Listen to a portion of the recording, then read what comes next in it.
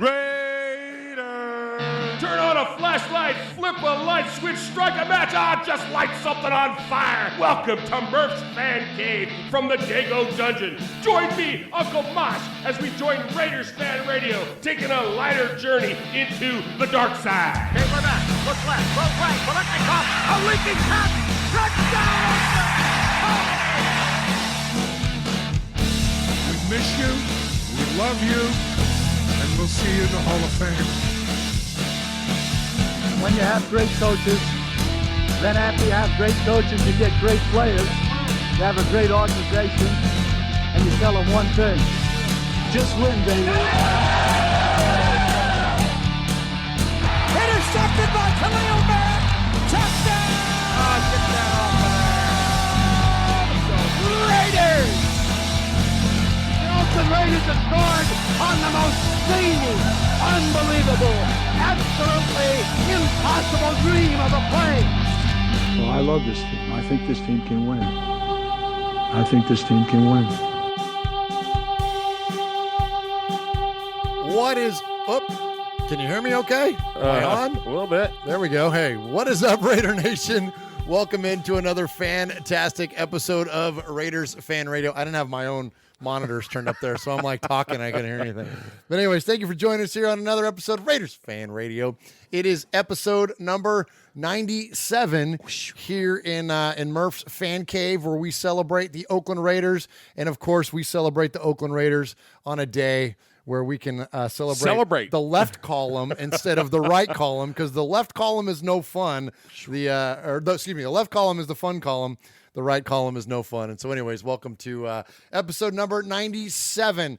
Can't do it alone. So, of course, welcome into the man that adorns the southern annex of the Murph's Fan Cave desk, the one and only Uncle Mosh. Welcome, Uncle Mosh. My world, Mosh world, Mosh world, Mosh world. Nice. That's right, the Mosh world. So thanks for joining us here on Raiders Fan Radio. Uncle Mosh, the chat is lighting up already. Thank you to those of you that watch us live on YouTube. This show is an audio podcast that you can find on all major podcast services like iTunes, Stitcher, Google Play, Spotify, iHeartRadio. But also, we do a live stream of the show on YouTube. And so thanks to all the guys that have jumped in and are already watching us here on YouTube. So thanks to Mean519, Kings Only, of course, Ron in Ohio. Now You See Me, Now You Don't, Full Metal Mexican, Joe Jackson, Des Torres, Chevy Raider, Joe Booty. So got a bunch of people in there already, Mosh. Yeah, good stuff. I love it. I love it. Our brain trust, Mosh. We've decided that the chat room is our brain trust. Absolutely. Whenever we don't know something, those guys do. Yes. Yeah. And they let us know in a hurry. That's right. And so Joe actually starts off by saying the Raiders are about to win 4 straight. I hope he's right. Woo, absolutely. Come on, Joe. I also see Raider Vic jumping in there. Thanks again, everybody, for joining us here on Raiders Fan Radio. All right, Uncle Mosh. So we got a lot to get to tonight. As I mentioned, this is episode number 97, so we're going to mention the player and or other significant number or a reflection of the number 97. Numbers. We love numbers. We love numbers, so we'll get to that. We're going to talk a little bit about some of the events that are going on. We're going to talk about our hats, Mosh. Let's do this here. So as you guys have seen us the past couple of weeks, so I've been wearing this Carhartt 47 brand hat, which is really cool. And Uncle Mosh has got his on. He's got the Carhartt brown version. And they're really cool. They're rugged outdoor hats. He's got his silver and black UK pin on his hat now. But you see there, it's got the famous Carhartt material. It's got the brass rivets there for the air holes and all that good stuff. And these are awesome hats. And the folks at Carhartt were kind enough to share some with us. And we're going to, in turn, share them back with you. Yeah, let's talk about how Uncle Mosh wears his hat, though. Okay. I don't bend my hats. You don't bend. You're a flat bill guy. I like it like that. You like it a flat all bill up guy. like that. Because I got this enormous cranium. You have a size 9 head. It's almost a 9. Shut up. There's certain things you're not supposed to say. Okay, but anyway, I got this enormous. The two things you'll talk about: one man's money and his family, and then the number 3 is the size of his dome. The size of his dome. I'm a big guy. I used to tell people, I'm not fat. I just got thick skin, heavy bones, and a lot of blood. But I got an enormous head, and most of it is because I got Pete Koch hair. Yeah, you did got Pete Koch hair. You got the silver locks under there. Look at that. I got Pete Koch hair. Pete Koch hair, man. Looking good, All Mosh. right. Looking good. All right, so the Carhartt hats are fantastic. So, as I drop trophies all over my... Hey, so anyway, the Carhartt stuff that they sent us is out of this world. It's outstanding. It fits. I don't wear hats. I'm wearing this hat. I love it. I love the Carhartt brand, and I love the material. I wreck everything almost as much as you wreck everything. And so stuff that's flimsy and crappy and just doesn't fit right, it's not manly, I don't wear it. So now I got a Carhartt hat, and I hunt, and this will have blood on it. That's awesome. It's right now it's sporting an amazing, you can't see it here, but we'll post a picture of it on the Facebook. And I got a pin from the stuff that's going to happen in London. Our friends over there. Silver and Black UK? The Silver and Black UK have sent us some great stuff. Yeah. I got that in a pin stuck on my Carhartt hat. So, hey, anybody else want me to support your stuff? I'll stick all kinds of things in my head. I got a big hat to cover a lot a mosh. You can be bought, Uncle Mosh. You can be bought. Right, and, the reason I'm not wearing mine tonight, Mosh, I would 2 weeks in a row, normally I would be wearing it tonight. But I had to wear my A's hat tonight because as of right now, the A's and the Yankees are playing in the wild card. We got the game on. Of course, the A's are down already 2-0 because Aaron Judge hit a bomb a few minutes ago. But we definitely are going to be cheering on our Oakland A's tonight, and hopefully they beat the Yankees. Speaking of Oakland, Mosh, I put up. Tell the story. I put a picture of Mosh and I wearing A's stuff. We're both A's fans, and we actually coached A's baseball teams for not the ones in Oakland. Not the ones in Oakland, but we coached Little League A's teams for a lot of years. And so anyways, so I posted a picture of us wearing A's stuff on our social media and one of them on Instagram. And sure enough, Oakland Zone, Too Short, man. Too Short liked our post. And so, you know what I mean? We'll take that as far as being able to represent and take care of that for some street cred here on Raiders Fan Radio. We got Too Short hitting us up on social media. So Marcel Reese, week before last or last week, and now Too Short this week. We'll take it, man. It's good stuff. Heck yeah, man. Yeah, absolutely. So anyways, tell us a little bit, Mosh, about the Silver and Black UK. I've also got their shirt on. You can see the other one is hanging up behind Mosh there, the London 18 shirts. So we're going to have Kev from Silver and Black UK on the show next week. But as of this week, we at least want to share with you guys what's going on over there. They have a lot of cool events, and they are, the Silver and Black UK folks are really super cool. They're great representatives of Raider Nation. We're going to get... Hey, Hot Rod, did you want me to tell about that? Well, yeah, I'm setting you up. So there's a lot of cool stuff going on with these guys. Who's been drinking coffee tonight? Apparently, it's been me. All right, so let me tell you what's happening. All about it, Mike. If I can get a word in edgewise. So London 2018 is going to be a rocking time, man. The silverandblackuk.com has got a week, almost an entire week planned of stuff that you can do. They got, for instance, Thursday night, they got a Jack the Ripper tour. Friday during the day, they got a Mad Hatter Raiders bus tour all around London. Friday night, they got a pregame party. Saturday during the day, they got a party. And then game day, Sunday, during the daytime, they got a brunch before the game. So every day you can have something to do. And this isn't just like, 10 or 20 people. This is like hundreds of folks doing this stuff. And all you got to do is check out Silver and Black. There you go. There you go. Silver and Black UK. silverandblackuk.com. I had that. And man, they got all kinds of rockin' stuff going, and it is going to be an amazing thing. They got folks that are dressed up. They got some Crusader Raiders. Crossbones Kelly. Yeah, here's Crossbones, a picture of Crossbones Kelly. Show her.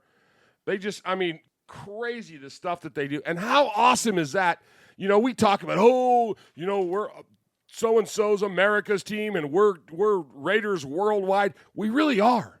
We really are. Yeah. You know, we got people sending us messages going, oh, yeah, I'm going to go across the water, and I'm, from Scotland. I'm going over there to London for the game. And I mean, it's going to be crazy. It's going to be cool. That's got to be on our bucket list, man. You know what? It's funny when we interviewed Kev for next week's show. That was one of the things I told him. That now that I've checked off Black Hole off the bucket list of Raider things to do, watching a game overseas, man, in London, that's legit. So so thank you to those folks. Again, you're gonna hear a lot about them next week. But thank you for the gifts. Thank you for the shirt. Thank you for all the swag. You guys are much appreciated, and you guys are awesome representations of Raider Nation. All right, Uncle Mosh, before we get going here, let's do some contact information. Those of you watching us on YouTube, you already know. You know that you can watch us on youtube.com/Murph's Fan Cave. You can also find us on all those podcast services that I mentioned: iTunes, Stitcher, Google Play. Of course, it's Apple Podcasts now, but iHeartRadio. Tune in. If you can find a podcast, you can find us. Just search for Murph's Fan Cave. That's MURFS Fan Cave. And I say that too, Mosh, because I have a lot of people, oddly enough, listen to us on Facebook, and I get questions all the time from folks because we advertise our show, not paid advertising, but we post links and share it there, and we get responses back from folks that say, hey, I like listening to your show, but how do I do it without just sitting there with a Facebook page open? Right. Well, you don't have to listen to it on Facebook. You can find it on all podcast services. Just search Murph's Fan Cave. That's MURFS Fan Cave, and you'll find it there. And then you can download it, and you can take us with you, and you can mow the lawn and listen to us, or work out, or drive to work, or clean your garage, or clean fish, or do whatever. You don't even have to clean anything. You can make stuff dirty and listen to us. You can make the dirty and listen to Murph's Fan Cave. Hey. But that's right. So you can find us that way. So if you're listening to us over the internet, again, much appreciated. Always appreciate however you choose to check out the show. But if you want to find us on your device, that's the best way to do it. And we're all over the place. What? Hit the button. All right. Always yelling Mr. Coffee over there. Sorry. You are wound. Hey, Uncle Mark, did I tell you? Hey, remember that one time I used your real name on the show? Remember that? Okay, here we go. All right, boys and girls, pay attention. You got your old Uncle Mosh here with an update. That's right. I got some stuff for you. Take out a piece of paper, a pencil, a pen. Heck, use your pocket knife and carve the info into your dashboard as you're driving down the highway. First off, you need to like us on our fan page on Facebook. That's right. Go to Facebook at Raiders Fan Radio Podcast. Don't forget about the Twitter. You know your old Uncle Mosh, he twits now. That's right. Go to at Raiders Fan Radio. Also, don't forget the Instagram at Raiders Fan Radio. Or what about our website? That's right, RaidersFanRadio.com. Heck, if you want to, you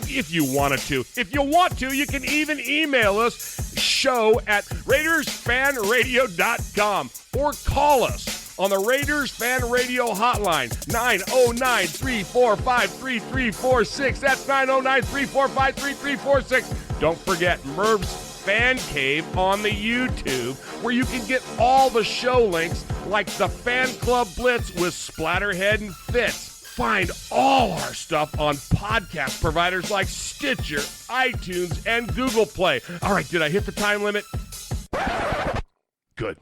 You know what's so funny? What's that we I got here, I got here 4:30 or so, almost 3 hours before we went airtime. And and you'd been working for days on this stuff, but when we got together, we were going over it and we're going, okay, let's go, we're going to do this rundown and we're going to look at this and we're going to we were all mellow and everything. And then you flip that stupid little switch, and you're like, and I should have been hep to that, because you had about 14 cups of coffee over there, and I'm like, you're going to be up until 3 o'clock in the morning, man. Oh man, I try to. You just crack me up. Sorry, I try to drink some coffee and get a little. It's the way I get the energy level. Yeah. Show, and I can see that. I think I overdid a little bit. Plus, my wife gave me these little pills. I don't know what she asked me to here, take these and go clean the house, honey. Yeah. Oh, sure, fine. Apparently they work. No, I'm kidding. But all right, so let's go and get to the rundown today, Mosh. So we're going to go over the number 97 and its significance in Raider Nation. We're going to do our 4-minute offense and talk a lot of. We're going to cover. Let me slow down. We're going to cover We're going to cover 6 items in 4 minutes. I got you, bro. Goodness gracious. Thank good Uncle Mosh is here tonight. I'm telling you, he's going to hold this thing together, man. You're going to be the glue tonight. All right, and then we're going to do not necessarily a new segment, but we're going to talk some Raiders scuttlebutt. I like it. We're going to go over just some kind of odds and ends stories, play a couple of audio bites in relation to the Browns game. Then we are going to dig in to the Sea of Fans, dive into the Sea of Fans, if you will. We have they got a lot to say, don't they? Sea of Fans was lit up this week on the Raiders Fan Radio Hotline, and rightfully so, because we had a big win against the Browns. Jeez. So we're going to listen to all of your voicemails. We're going to feature them a bunch. Then we are going to we're going to give you 3 reasons on why we think the Raiders are going to beat the Chargers. That's right. And a little bit of a twist. We're going to give you 3 more reasons why the Chargers are going to lose to the Raiders. That way neither one of us has to represent the Chargers because we ain't doing that. We ain't doing that. And then we're going to get into some taglines. We got a tagline contest going on for one of those fine Carhartt hats. So we are going to do the other side of our bracket, Uncle Mosh. Last week we decided the West bracket. And so this week we're going to decide the East bracket, and then we're gonna have a contest to see who ultimately wins that tagline. Then last but not least, we are going to do one more trip to the tailgate for tailgating too much. That's when we take a vocal track, plug it into our software, then we slow it down, and it sounds like whoever's in there has been drinking a little bit. Uncle Mosh, though, I did miss one thing, though, in there. We also have an interview this week. We have an interview with Phil Barber, who is a beat writer for the Raiders. He works for the Santa Rosa Press-Democrat, and Phil wrote a great article this week on Lane Kiffin and kind of Lane's I'm sorry, who did you say? Lane Kiffin. All right, then. We'll wait till we get there. But first, before that, that wasn't a shot at you. It was a shot at him. Yeah. I'm with you. So before we get to that, we're going to talk about the significance of the number 97. Uncle Mosh, we always name our shows, in this case, number 97, after a player or some other significant thing related to the Raiders. Well, this week in 97, there really isn't a player that jumps out. You had recently Mario Edwards, who's gone now. The guy's a giant now. And then there's defensive tackle John Perella, who played. He was with like the very tail end of the Gruden years. I think he played in 2002 to 04, something like that. So like maybe Gruden's last year.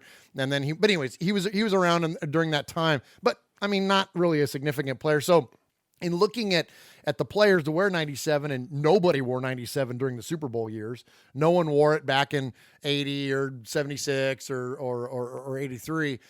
So no one wears it now. No one. That's what I'm saying. Since Mario Edwards left, no one wears it now. So I thought, well, let's go instead to the year. Let's go to the year 1997 and talk a little bit about the significance of the year 1997. Well, if you all think back, 1997 was the last year before John Gruden the first time. Right.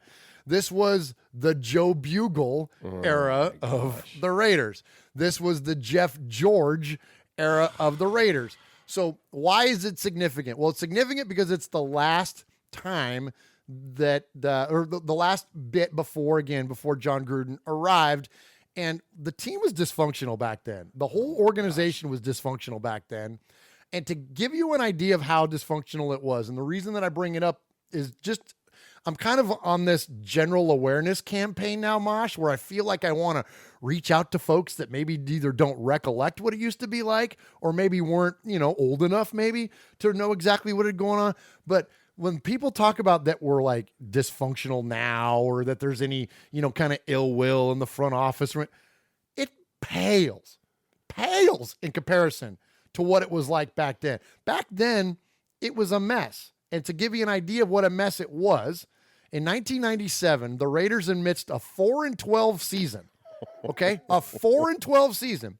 Our quarterback, who used to play in the Georgia Dome for those Atlanta Falcons, returned there as a member of the Raiders, and we won. One of the 4 games that we won was against the Falcons. Jeff George, after the game was over, started running around the Georgia Dome and ran to all 4 corners of the Georgia Dome on the field, pointing up at the crowd, yelling, "This is now the George Dome."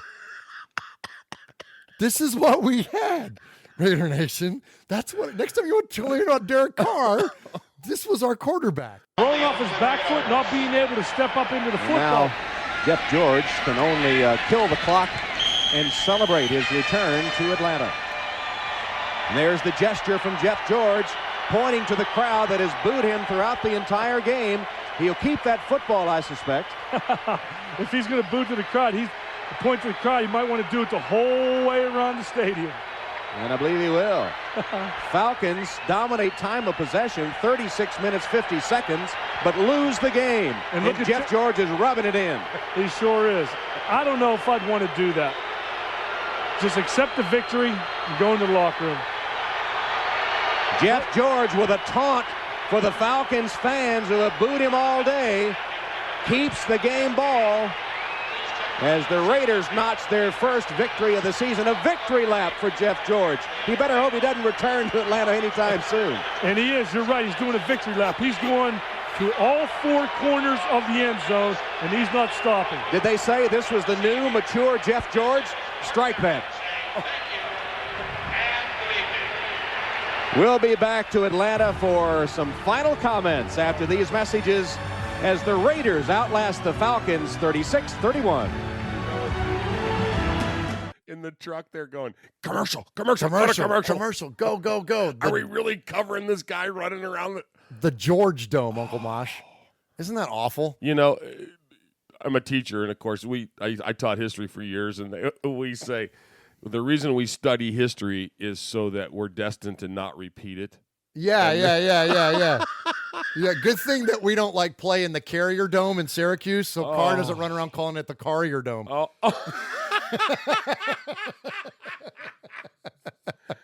Nice. Yeah. Oh my gosh. So anyways, that's what 1997 was like. So if you wonder why we have such a reverence for John Gruden and why we're willing to apologize for him a little bit, maybe on some questionable moves, and why we may look for the good in him always, is because the last time we were any good with any consistency, he was the man, because prior to that we had Jeff George and Joe Bugle. Hey, this is Pete Koch, former Los Angeles Raider. Yeah, back in the old days, baby. And you're listening to Murph and Uncle Mosh, who happens to have the same hair as me. Check it out, Raiders Fan Radio.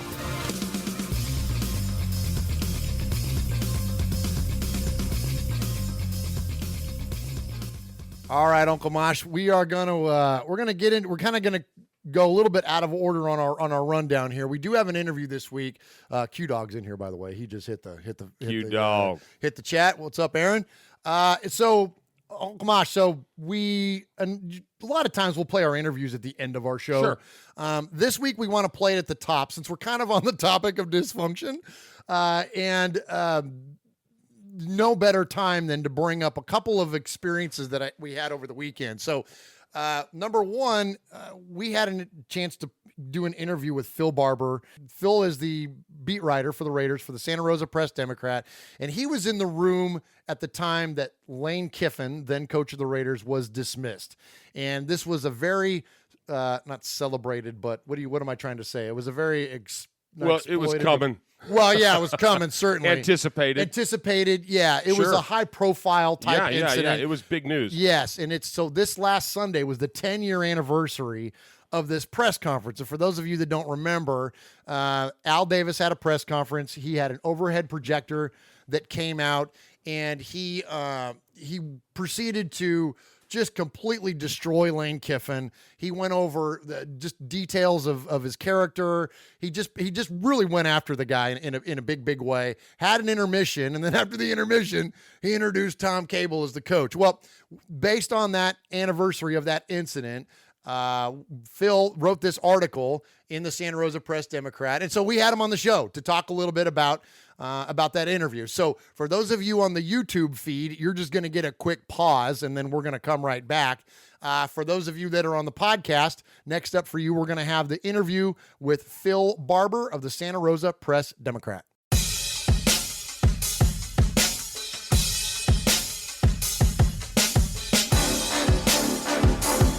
All right, Raider Nation, joining me now here on Raiders Fan Radio is a man who spans the Bay Area to bring you the constant variety of sport. He, for more than a decade, has been a sports reporter for the Santa Rosa Press-Democrat, and he has written a fantastic article here recently on the anniversary of the infamous overhead projector incident that happened with the Maverick Al Davis. And so to speak to him a little bit about what it was like back then and how that contrasts to nowadays, we welcome to the show one Phil Barber. Welcome, Phil. Hey, Murph. Thanks for having me. Absolutely. So first off, if you want to find Phil on Twitter, you can find him at @skinny_post.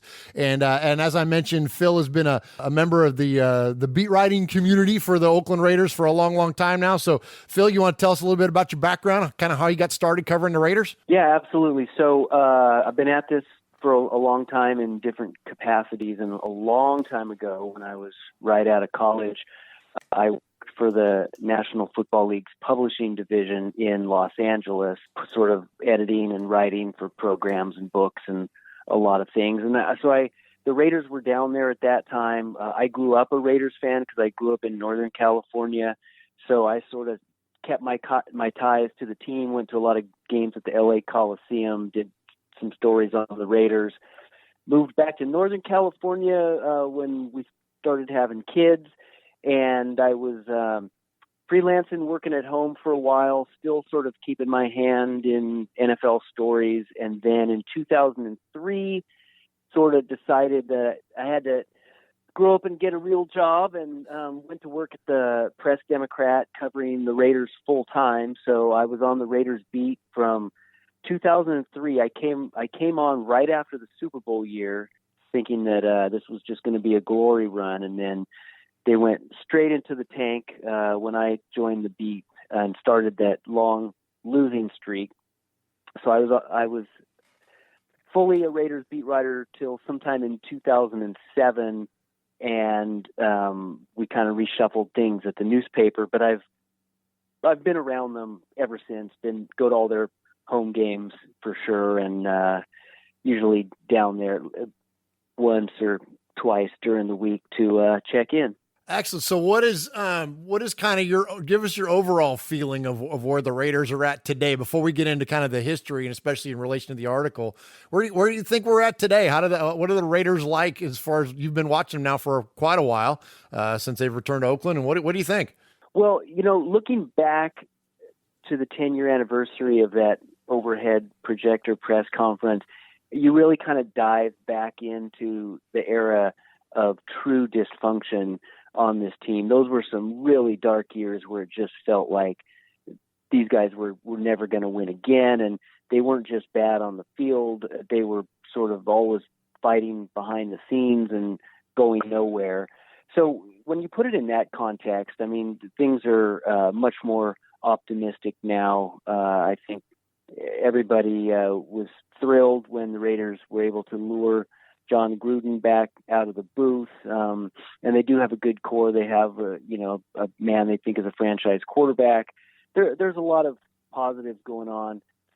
At the same time, I think that it's been a bumpy transition, a bumpy honeymoon for Gruden and the Raiders, to say the least. I don't know that this is a very good team right now. And then, of course, kind of underlying everything is the fact that they're basically going to ditch Oakland in 2 years at the latest. Who knows what's going to happen next year? And so they do sort of have lame duck status at this point. So it's kind of a mixed bag with the Raiders right now. Yeah, you might have to head back to Southern California to cover them again, huh? I hear they're talking about San Diego possibly next year. That's just wild. Yeah, San Diego. I've heard that name in the mix. I don't know. People talk about the possibility of stadium at Cal or Stanford, but both of those are kind of really hard to get a lot of people in and out of. So Levi Stadium is there, but the Raiders don't seem too interested in that. So yeah, next year is going to be interesting. Of course, I think the the smart money probably says they'll wind up playing at the Coliseum for one more year. I would certainly hope so. So, Phil, let's talk a little bit about this incident. So, for those that don't remember, so back in 2010, really, it was kind of a build up to the dismissal of Lane Kiffin, who, oddly enough, when we get done with this interview today, I'm heading to Middle Tennessee State University, where they are going to play Florida Atlantic, and I'm going to sit behind the bench and boo Lane Kiffin firsthand because of the scars that he put on not only myself but all of Raider Nation. But anyways, the lead up to the dismissal of Lane Kiffin, we all knew this was coming, and Al, talk about rewinding the clock. He busted out, even at this time, there was still modern day projection, and he went and busted out this overhead projector and went through and had this, I don't want to use the word pathetic because that's not fair, but I mean, it wasn't Al, the maverick, the commanding figure that we had come to know as Raider fans, as Raider Nation. He was beaten down. He was physically ill. He was almost petty at times, the way he kept referring to firing Lane Kiffin with cause. It almost felt like there was a legal thing he was trying to implement. Like, just take us back to what that was like back then. Because as you mentioned, it was pretty dark times in Raider Nation back then. Tell us about it. No, it was. And you're right about several things in that lead in. One is that Al's health was not great at that time. He had a hard time admitting to that, at least publicly. I don't know what he was like with his family and close friends, but in press conferences, he always put on a very brave face and said, no, I'm fine. And, I've got a little problem with my quad. That's what he would always say. I've got a problem with my quad, but you could just see him kind of deteriorating. So he wasn't in great health. He still ruled the team with an iron fist, but clearly his acumen and personnel decisions and evaluations had kind of gone downhill. So they got in this terrible cycle of, having bad teams and then kind of reshuffling with veteran, older free agents every year to try to, sort of catch lightning in a bottle. And it never worked. They always looked old and boring and couldn't score points. And, when Lane Kiffin came in, I think some people were excited because Lane Kiffin wasn't a retread like Norv Turner and Art Shell. He was this young guy who was coming from USC, which had the best football program in the country at that time, and he had shared play calling duties there. He was green. He was probably, under any circumstances, not ready for that job. But, there was an idea that maybe he could grow into it, and maybe he could be who Al Davis was, so many years before when he started as a young coach. But things so quickly went off the rails between Kiffin and Davis that there was a real power struggle there. I think Kiffin came in with some pretty unrealistic ideas of how much input he was going to have over the roster and just over the general guidance of the team. I don't think he really understood what it was like to work for Al Davis in that organization. So, by the end of Lane's first year, they were having a personality conflict, and the whole second year, which wound up being aborted 4 games in by the overhead projector, was a disaster, and it was surreal in many ways because for weeks you had the head coach of an NFL team basically doing everything he could to badmouth his own team and to badmouth the roster that he had and make it clear that he couldn't win with these guys, to kind of badmouth his defensive coordinator, Rob Ryan, and his owner. And, Al Davis, he wasn't going to have that. And you mentioned the word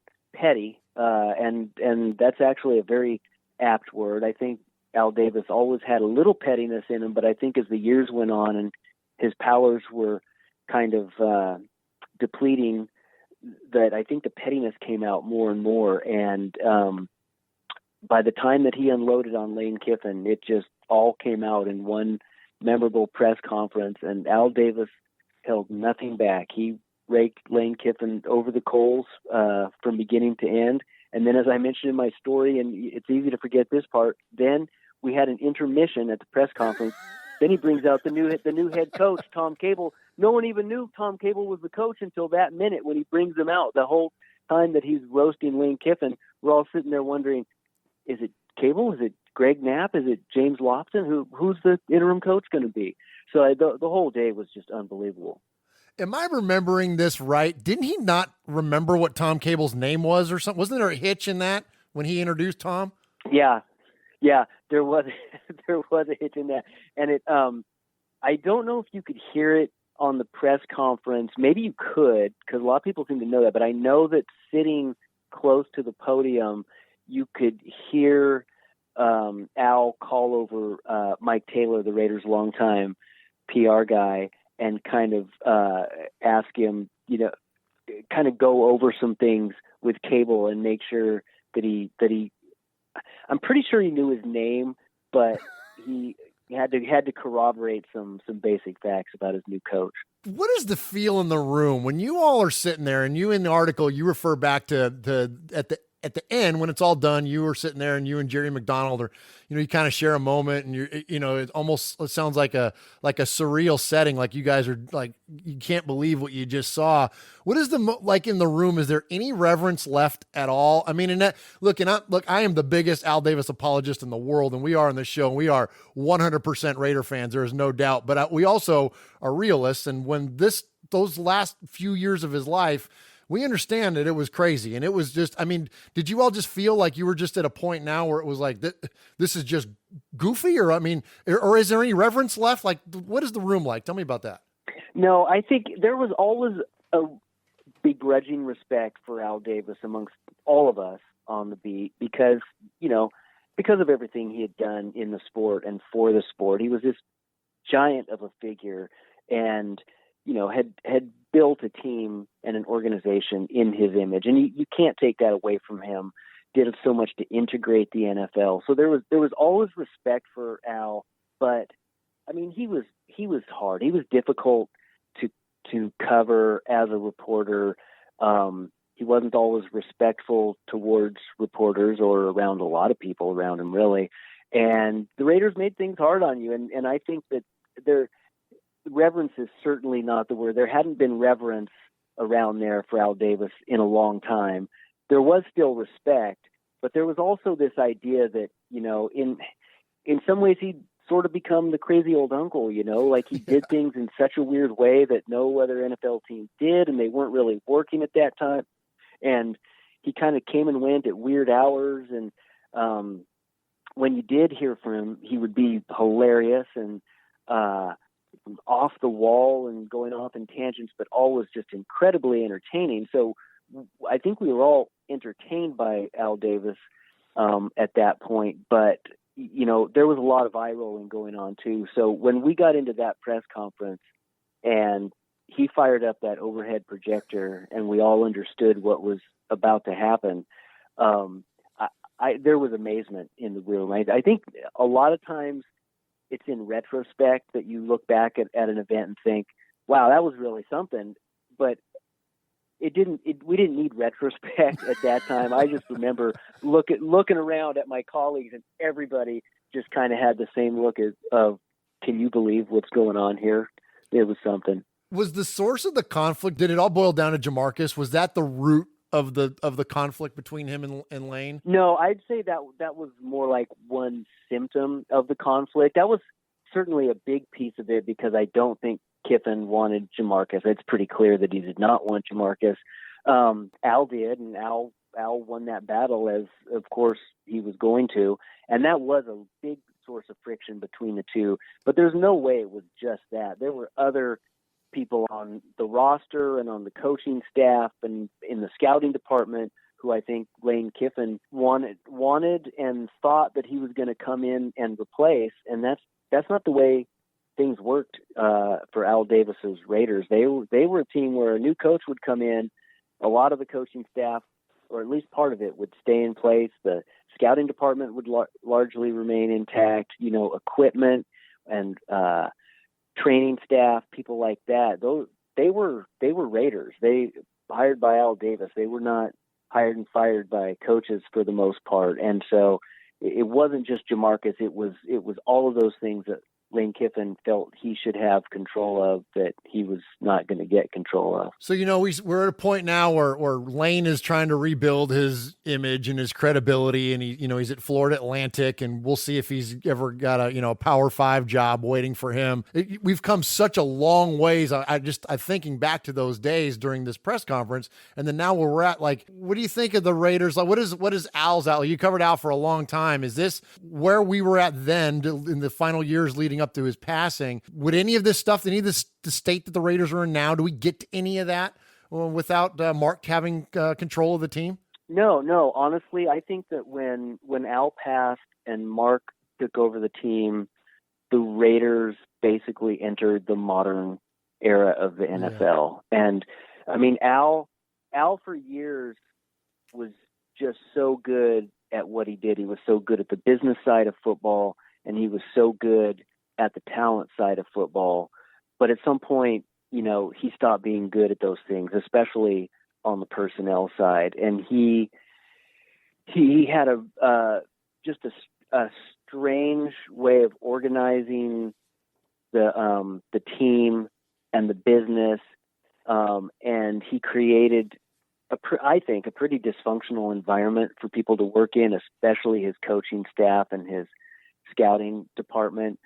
And so I think, if Al were still alive, I think they'd still be on that treadmill that they were on in 2008 when he had that press conference we're talking about. So I do give Mark a lot of credit in that regard, because I mean, the first thing he did was put together a small search and talk to some of the people he really trusted, and hired Reggie McKenzie as his general manager. And, I think we could have probably a long discussion or debate about whether Reggie McKenzie's been a good general manager, but he certainly is, a modern NFL general manager who does things by the book's not the right way, but he does things in a way that other people around the league can relate to, and it's a structure now that if Reggie were to leave and someone else comes in, it's more seamless, and people can come and go and fit into the structure.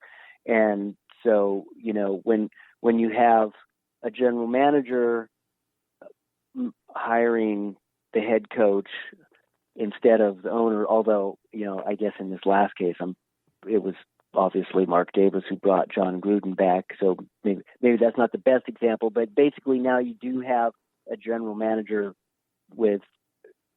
for the most part, real decision-making capabilities, and I think that's a good thing. You answered that question way better than I asked it, by the way. That was awesome. Thank you for that.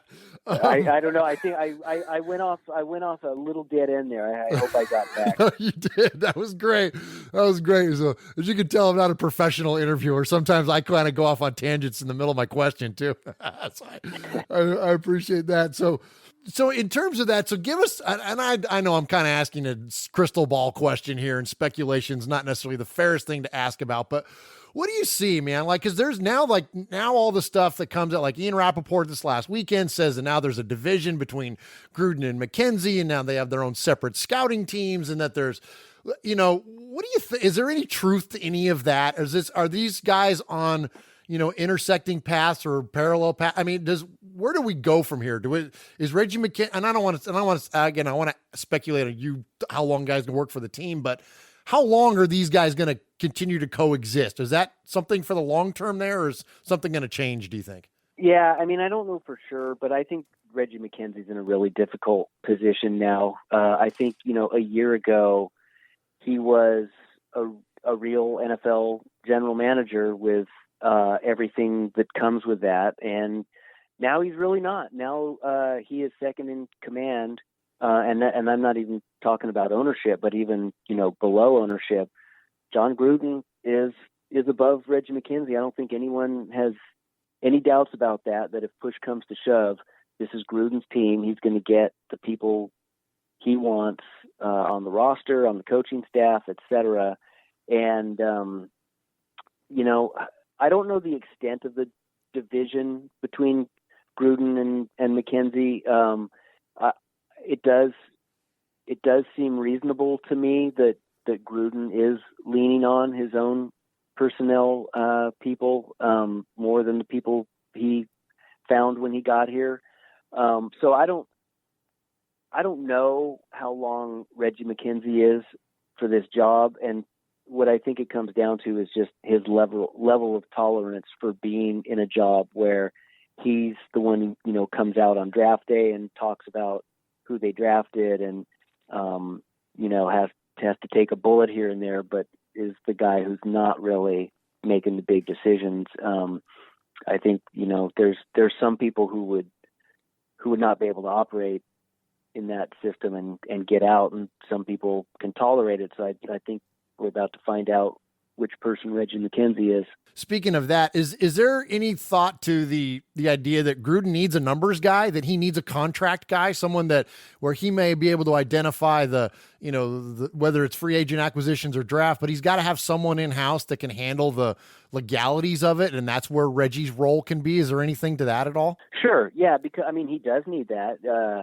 I think Gruden needs more than that. I think that he would thrive better and the Raiders would thrive better if he really did have a general manager who made the personnel decisions above him. I don't know that John Gruden has ever really demonstrated that he's all that good at that. I think he's really good X's and O's coach, and he's a very good leader of men just because of his charisma and the strength of his personality. But his personnel decisions over the years, he has a very mixed record of that. So, but even beyond that, like even if he does have control, just to have someone, as you say, who is maybe similar to Parag Marathe in with the 49ers, who's just a real numbers guy, gets involved in negotiations and builds the contracts. Gruden definitely needs somebody like that. So, and maybe Reggie McKenzie will fall into that. I guess the question there is Reggie McKenzie the best guy for that job? Because I know, of course, he's been involved in a lot of that, but I don't know that that's necessarily his background. So a lot of questions there. Okay. Good deal. Well, gosh, Phil, I can talk to you all afternoon. This is fantastic. I really appreciate you taking time to join us here on Raiders Fan Radio. Raider Nation, check him out. He's at @skinny_post on Twitter, and definitely check out his links to the articles at the Santa Rosa Press Democrat, and especially the one where he goes back and kind of details his memories of that infamous press conference. It's fantastic, and it's great content. And yeah, Phil, I can't thank you enough for joining us here on the show. Hey, I just want to say one more thing. It's funny you mentioned how you're going to see Lane Kiffin, and I'm just thinking how this whole thing has come full circle. Tomorrow is the 10-year anniversary of the overhead projector, and you're about to go see Lane Kiffin. The guy who Al Davis hired or as an interim coach that day, Tom Cable, and later fired in similar fashion at a press conference, is back with the team now. And the guy who replaced Tom Cable when he left, Hugh Jackson, is bringing the Browns in for the 10th anniversary tomorrow to try to beat the Raiders. So there's a lot of circles closing. Oh my gosh, that's fantastic. That's fantastic. Yeah, man. Well, and hopefully we can close this circle with the first W. That would, sheesh. I'm telling you, would help. Look, Raider Nation we're on the brink of meltdown always to begin with anyways. If we go 0-4 and that fourth one is due from the Browns, oh my gosh, you're going to have a lot to write about. That's for sure.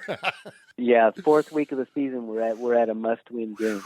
Whoa, it's crazy. It is crazy. But hey, Phil, thanks again. Let's do this again. Huh? We'll have you back on again. And again, appreciate your time. And go check him out at @skinny_post on Twitter. Great. I'll talk to you again. Thanks a lot. All right. Thanks a lot, Phil. Take care. You got it, Murph.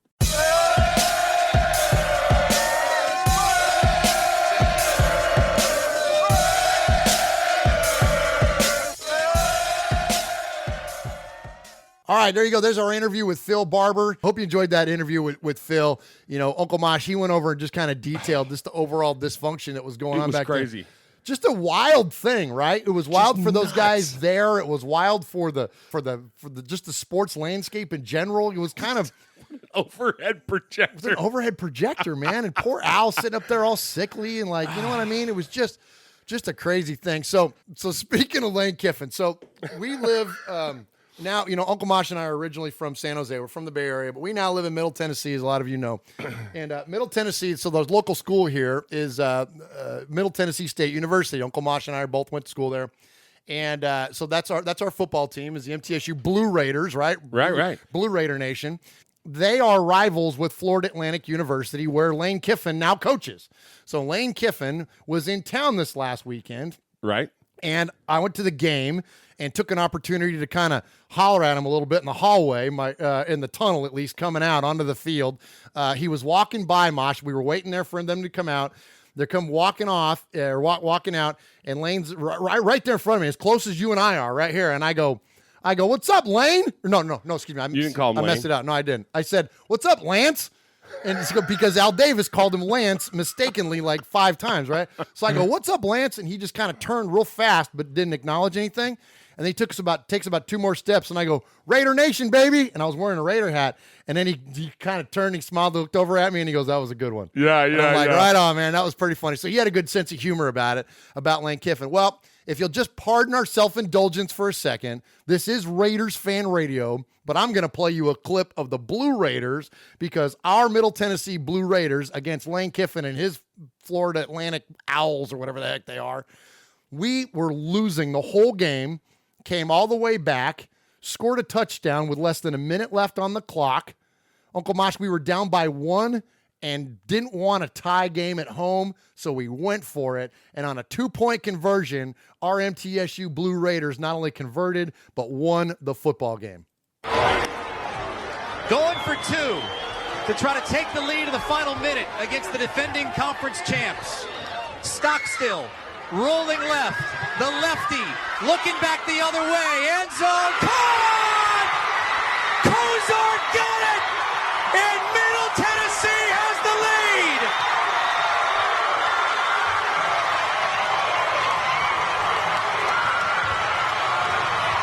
What about that moxie there? Brent Stockstill, the lefty, rolls left, looks to be under pressure, spots back to the right, to the middle. Gatlin Casey, the grad transfer from Lehigh University, coming across the middle, gets the paws up and hauls in the 2-point conversion.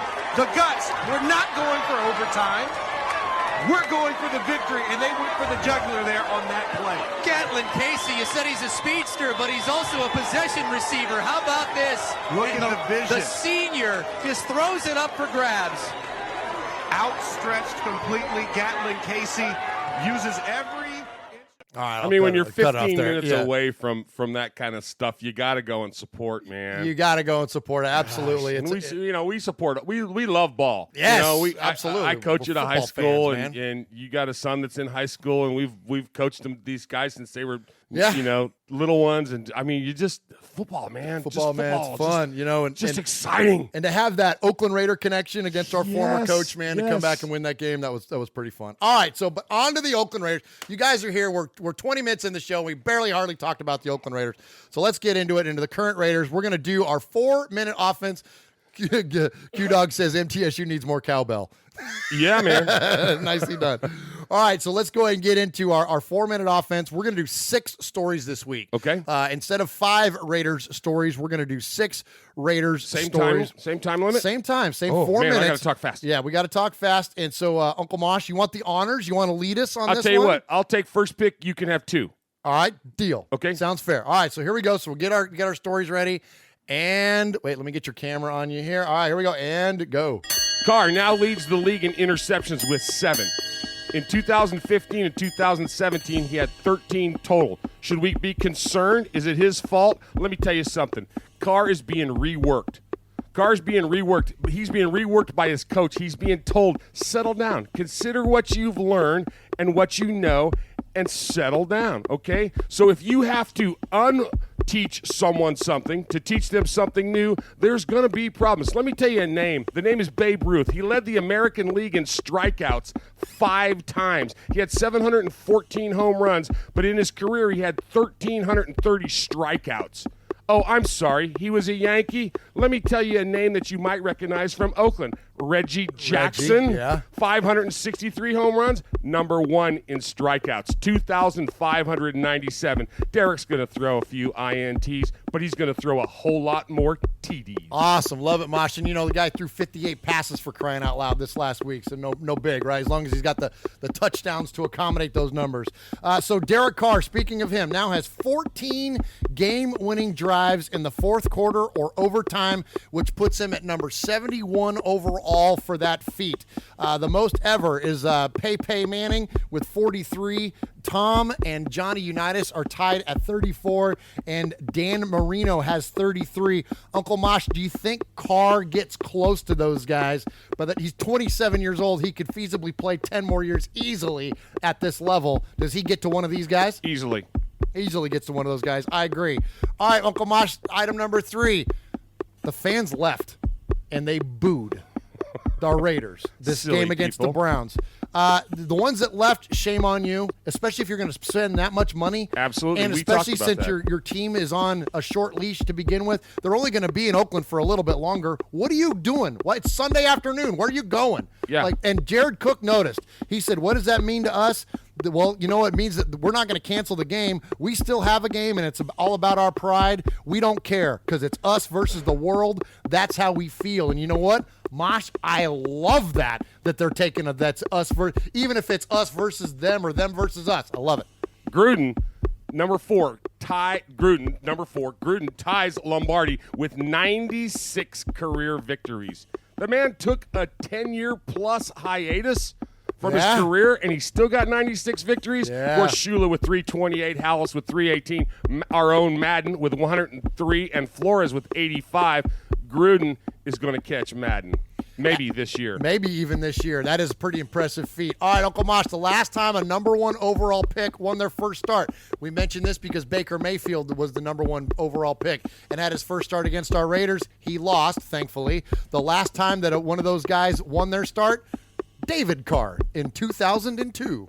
Wow. And number 6, when Marshawn Lynch gets 25-plus touches and 150-plus scrimmage yards, the Raiders are undefeated. You know what that means? It's by the numbers, baby. Marshawn's number is 24. If he gets 25 touches and 155 yards, that equals 204.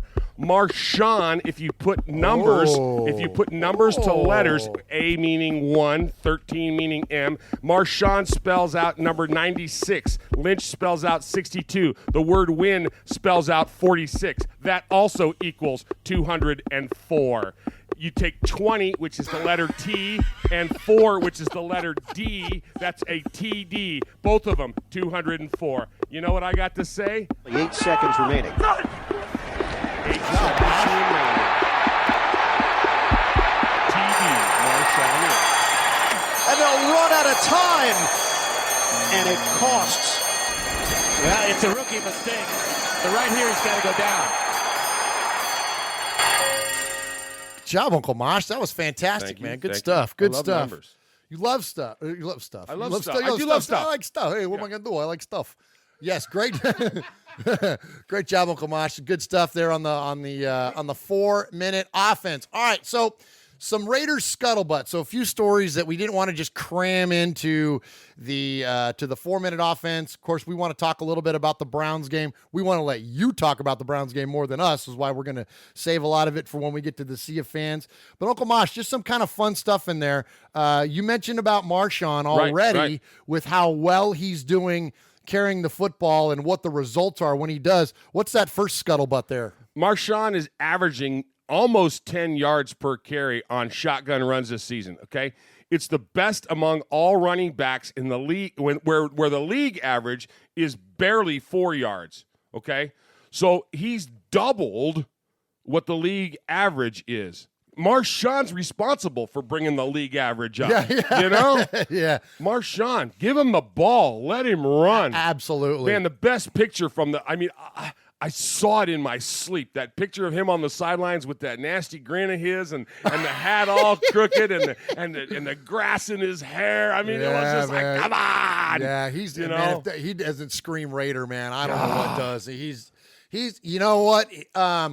I didn't expect him to be as much of the heart and soul of the team as he's become. He's, you know, this is a different guy from last year. I think Murph. so. This is a different guy. I think so, and he's quickly. I think he not only is not that he had to win us over to begin with. We were already won, but man, my affinity for that guy as a player and as a representative of Raider Nation, it's just. You know what? I'd almost at this point. I mean, I'd almost say he epitomizes us more than Carr does right now. Hey, we're a little bit Lynch drunk right now. Yes. Yeah. You know what I mean? Like, yeah. I mean, that he might be Marshawn might be the guy right now. You know, I mean, when Carr has said he looks up to Marshawn and he goes to him for answers, yeah. And you know, you listen to the on the field, the mic'd up stuff. I mean, he's taken direction from Marshawn. Marshawn's I don't know. I think it's awesome, man. So, but anyways, so another player that's doing a lot of good. Raiders tight end Jared Cook is off to an amazing start. So his 370 yards is first among tight ends this year. His 92 yards per game average is number 1 amongst tight ends. His 6.5 receptions per game, Uncle Mosh, are third. His 26 receptions are second. His 2 touchdowns are third, and his 8 3/4 targets per game is third in the NFL. Man. Here's another guy. Give him the ball. And what's a quarterback's best friend? A tight end. Absolutely. And what's right after that or right with it? A good running game. Yeah. Like, what the heck, man? Like, these two guys, you know, DC, and I know a lot of people are calling for, we want to see him push the ball downfield. We want to see him, you know, take the shots. Well, that's exciting and that's fun, and I love all that.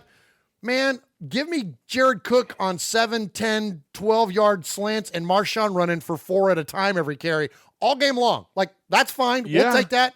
We'll hit Jordy in the red zone, you know, for a touchdown once in a while. But other than that, leave it to Cook and Marshawn. Absolutely. So one of the things that we talked about, we had some players, and I know I'm going off script a little bit, but we had some folks that just balled out, man, Sunday. You and I were sitting here, and we were like going, oh, man, that's great. I got to give a shout-out to my man Lee. Oh, you know, Markel Lee had a great game. Was amazing. Yes. He was amazing. And how long have we been looking for a guy to fill that spot, man? Oh, inside linebacker. You know, forever. Yep. And then my new favorite guy, Rashawn Melvin? Oh, Matt McCrane. The little kicker guy. All 112 pounds of him. I love this guy. I love him. I got a 12-year-old that could probably, dunk on Matt McCrane. And you got a 12-year-old that's bigger than he is. You know? But, man, I mean, just love this kid. Yeah, what, and you know what what? an opportunity for this guy, well, man. And now they're saying, you know, Nugent, I thought he was just going to be out a few games. He's on IR. Matt McCrane's our kicker. And I love that guy. It. I mean, he's it. He recovered. Remember when it was late? It was in the fourth quarter, right? When he recovered the fumble. Yes. Or the one that got called back or whatever it was. But he was down there. He was down there, man. Yeah. And there's all 112 pounds of him getting in the mix. I'm like, come on, dude, you're awesome. Yeah, that's pretty good. Good call, Mosh. All right, let's see. Let's talk about Derek Carr. He ranks third this season, Uncle Mosh, with an 81% adjusted completion percentage. What that means is that they back out the drops, the throwaways, the spikes, all that good stuff. 81%. Now, in a vacuum, that sounds great. Now, I'm always the guy that says, well, that is compared to what? Now, I would love to see what the numbers were on like a Dan Marino or even a Rich Gannon, somebody that threw for a high percentage, Joe Montana, somebody like that. I'd like to see where that ranks as far as the greats go. But still, that's pretty impressive to have 80% connection in terms of completion percentage. And then also when in terms of DC, with 1,373 yards, he's now got the most yards in club history through the first 4 weeks of a season. He's on pace for an NFL record 5,492 yards. Carr's averaging 8.1 yards per attempt and 343 yards per game while completing 71% of his passes. That's not the adjusted. That's the regular, 71%. Now, in terms of Raiders history, that all these blow anybody else out of the water that came before him. It blow Stabler, Plunkett, Gannon, all those guys out. Now, that said, again, as compared to what, the whole league's kind of doing this right now. Sure. So as special as Derek Carr is and can be, I don't want to completely sell the idea that all of a sudden he's going to have a Hall of Fame career just because. This has a lot to do with the league's rule changes, and there's a lot of players, a lot of quarterbacks that are having these phenomenal type years. It's the fourth game into his renaissance, man. It's his rebirth here under Gruden. So right, but still, there's a lot to be celebrated about what's going on. You want to hit us with the last one there, Mosh? Okay, so the Raiders have gone 109 straight games since that game without a punt or a kick return for a TD in 2011 was the last time. They had 3 in that season. It was the most ever for a Raider. And do you remember, Mosh, who that Raider was that returned that kick for a touchdown? He had a great name. Jacoby Ford. Jacoby Ford. That's exactly right. Yeah. The last punt we've had returned was in 2008, and that was Johnny Lee Higgins. But yeah, Jacoby Ford ran 3 kicks back in 2011. And Mosh, let's just for old time's sake, let's listen to the last time that the Raiders had a special teams touchdown. Cue it up. Jacoby Ford from the goal line, a yard. Jabe gets through 20, 25, 30, 35, 40. Dawson down the sideline. Ford was not pushed out. He's still in bounds. 20, 10, 5, touchdown! Raiders! He did it again. 101 yards. And this one by far the most difficult. Jacoby Ford, my autographed Jacoby Ford rookie card. Yeah. Hey, we got to talk just a smidge about special teams. Man. Well, Dwayne Harris actually looked pretty good, didn't he? I thought we were going to get one to go back there for a sec, Mosh. Man, they just played, man. They stepped up. They stepped up. You know that name that shall not be spoken on here, number 2. Number 1, what is he? He's number 2. He's number 2. He's right ahead of Wilson's old partner. That's exactly right. And your partner there behind you there. Yeah. Wilson's set up. He's been awful quiet this episode, Mosh. Wilson's in shock. Wilson's still in shock right there. But anyway, so special teams, man. Special teams and defense stepped up. Okay, yeah, we gave up a lot of points, but they played, man. They sure played. Did. Absolutely. They played. Absolutely. Special teams definitely look good. Certainly looked improved. We're going to need it this week against the artist formerly known as the San Diego Chargers. Before you hit that button, though, Mosh, I got a couple of bits we're going to play. Do you want to hit it now, and then we'll do some of the post game from the Raiders before See Fans? Yeah, I got you. Okay, I'm with you. Go. Nobody enjoyed a good Donnybrook more than 6th-year linebacker Phil Villapiano.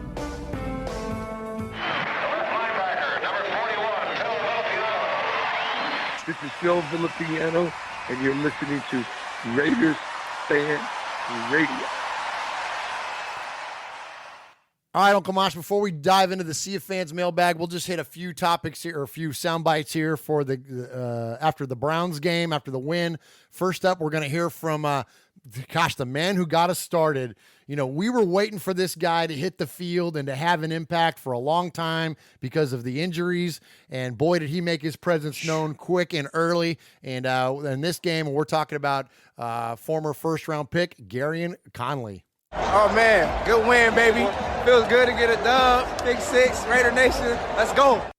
There it is, man. Feels good to get that dub. Absolutely. And we appreciate, man, the way Conley kicked that thing off. That's exactly what our team needed. All right, Mosh, let's see. Next up, we're going to go into the locker room. We're going to hear from Frosty Rucker. I think maybe take Carradine on this. And then absolutely, we're going to hear from Coach John Gruden. Man, dub feels great. We worked together. It was a big team win. Special teams came out booming. Offense came out booming. Defense came out booming. We all won together, man. It's a great feeling. We're not done. You counted us out, and here we are.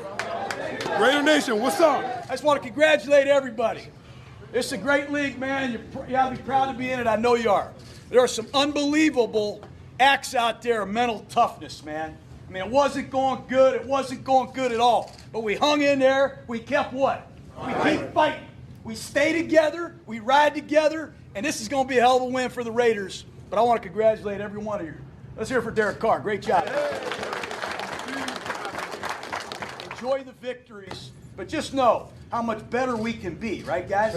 We can be better. First win back in the saddle. Hey, I love all you guys. I got one announcement for you. Everybody's getting a game ball, baby. Pretty good there. I like how Paul Gunther reaches out to Coach there and gives Coach a game ball. That was pretty cool. And gosh, Mosh, don't you know that's just such a monkey off his back? Oh. You know, after all the celebrated return to coaching. You know, it's the story of the offseason. all eyes are on him. You know, he's every single thing this guy does is under the microscope. It's highly scrutinized. And, you know, and then he can't put together the left column now for 3 weeks in a row. Don't you know that now, finally getting it, I don't care if it's an overtime win against the Browns or MTSU or Florida Atlantic Owls, man. When you finally get that W down, that's a big deal. And so congratulations, obviously, to the Raiders. And don't you know Coach has got to feel a lot better, huh? Absolutely. That first one is the best one. You know, right. the first time's always the best time. And that one's his. He's going to remember that one. He's going to remember that one, no sure. doubt. All right, let's hear from somebody we hadn't heard from yet this year, at least in terms of press conferences or interviews. And we're going to hear from a young man, Brandon Parker. Mosh, not as in taking this as an opportunity to say I told you so or I was right, but just to confirm what I felt going into this year was that when the Raiders spent not only a first-round draft pick on Colton Miller, but spent the other pick on Brandon Parker, he was the third because P.J. Hall was the second. So I knew when we drafted these tackles, I had visions of like Taylor Lewan and Jack Conklin. Right? You draft these guys in similar circumstances, or at least within similar time frames, not necessarily the same year, but within similar years to kind of lock down your team's tackles for the long haul. And we haven't had tackles for the long haul. Penn has been, had some good years, but, at the time we even got him, he was already in his 30s, right? I think, or close to it. Sure. So, I mean, we just hadn't had any long-term plans there at tackles for a long time. And the interior of our line is so dang good that they just when right tackle was like a glaring, opportunity for us to address because all the rest of it was so good. So when the Raiders did that, immediately I thought, well, this is their guys. These are going to be our guys. These are going to be our bookends for Derek Carr for now until whenever. And I mean, I had a feeling it was going to happen soon. I didn't expect week 4, but sure enough, Uncle Mosh, here we are. And Brandon Parker, 2 things. Number 1, I thought he did a fine job for a rookie getting thrown in there based on Penn getting hurt. And now I hear the Penn's on the IR. So it might be done for him. You might Q-Dog double tap that career there. I mean, that might be it. But the coaches did something smart. We talk about Lee Smith being like a 6th tight end, right? Big number 86, right? Well, so what did they do? They put him out there next to Parker. They cover up Parker with Lee Smith. So you got this veteran, this guy who's known as a blocker. Yeah, he can catch a little bit, but mainly Lee Smith is a blocker, man. He's a run blocker. He's a pass blocker. And so to do that, to take the pressure off of Parker so he can just go out there and just kind of settle in a little bit, that's good coaching, man. That's good coaching. It's smart coaching. And so anyways, let's hear from... It's coaching to your players' talents. Right? Yeah. Absolutely. Absolutely. So let's hear from the young man, Brandon Parker, after the win. We're just going to hear a little clip, and then I kind of cut this together because he tells a funny little anecdote about Colton Miller here in a sec.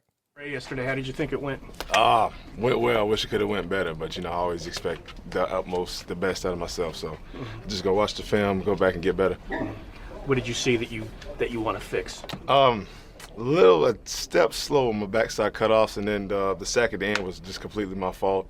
Just should have slid out one more, just a misprotection read. You mentioned Colton. It's been kind of cool you guys being on the same page, coming up through this together, kind of comparing notes as you go along. Yeah, that's like my best friend on the team. We stayed, we were roommates in OTAs, been pretty much close ever since.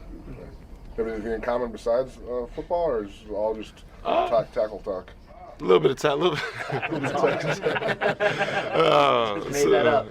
it's a little bit of life stuff too, man. He's but believe it or not, we're both Libras. I think our birthdays are like a couple of days apart. So I mean, we're pretty much the same person, just besides the skin color, as you can imagine. But yeah, we're the same. Give me a Libra breakdown. What are Libras known for? I'm not big on astrology. We're really big on balance. We're very calm, collected people as a general. He's just like me. Doesn't say a lot. I don't say a lot. We just get the job done. That's all offensive linemen, right? Pretty much. Yeah. Yeah. Don't you love that? I love it. I love that these guys are best friends, man. This is perfect. This is great, man. Perfect, man. I'm tempering expectations, but look, if Parker ends up being the player that we think he can be, Colton Miller's already showing that he's not only got a place in this league, but he's doing really well.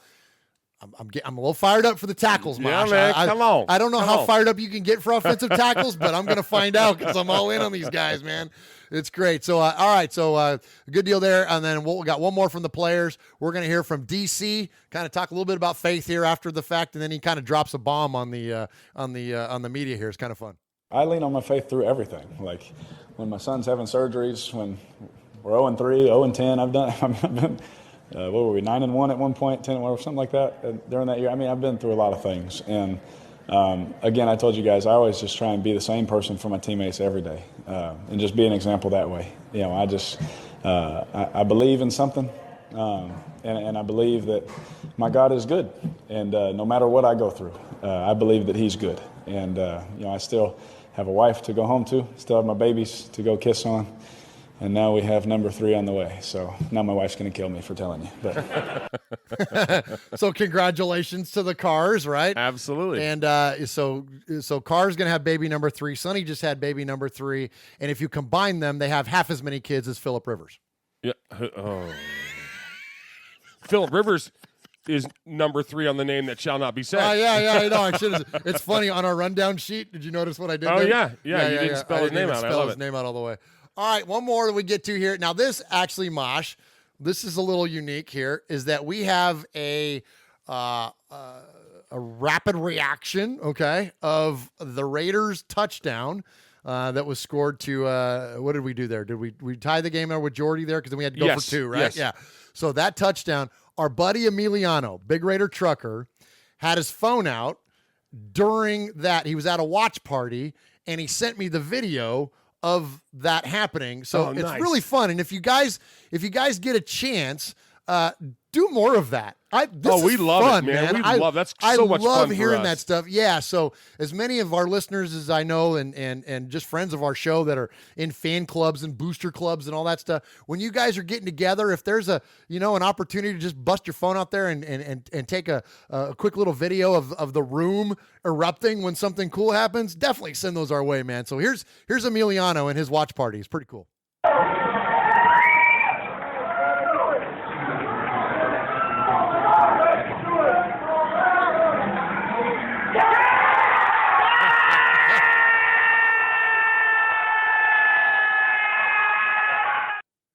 We should have warned you to turn down your radio. Yeah. Huh? I should have told you to turn down your earbuds on that one. Oh, my gosh. Yeah. That was Isn't that awesome. funny? That's so cool, man. So definitely send those things our way. And good job, Emiliano, and appreciate you sending that over. That's pretty cool stuff. All right, Uncle Mosh. Hit us with a sound bite, and then let's get into the Sea of Fans mailbag. You're listening to The Violator, and I'm live on Raider Fan Radio. Where you at, baby?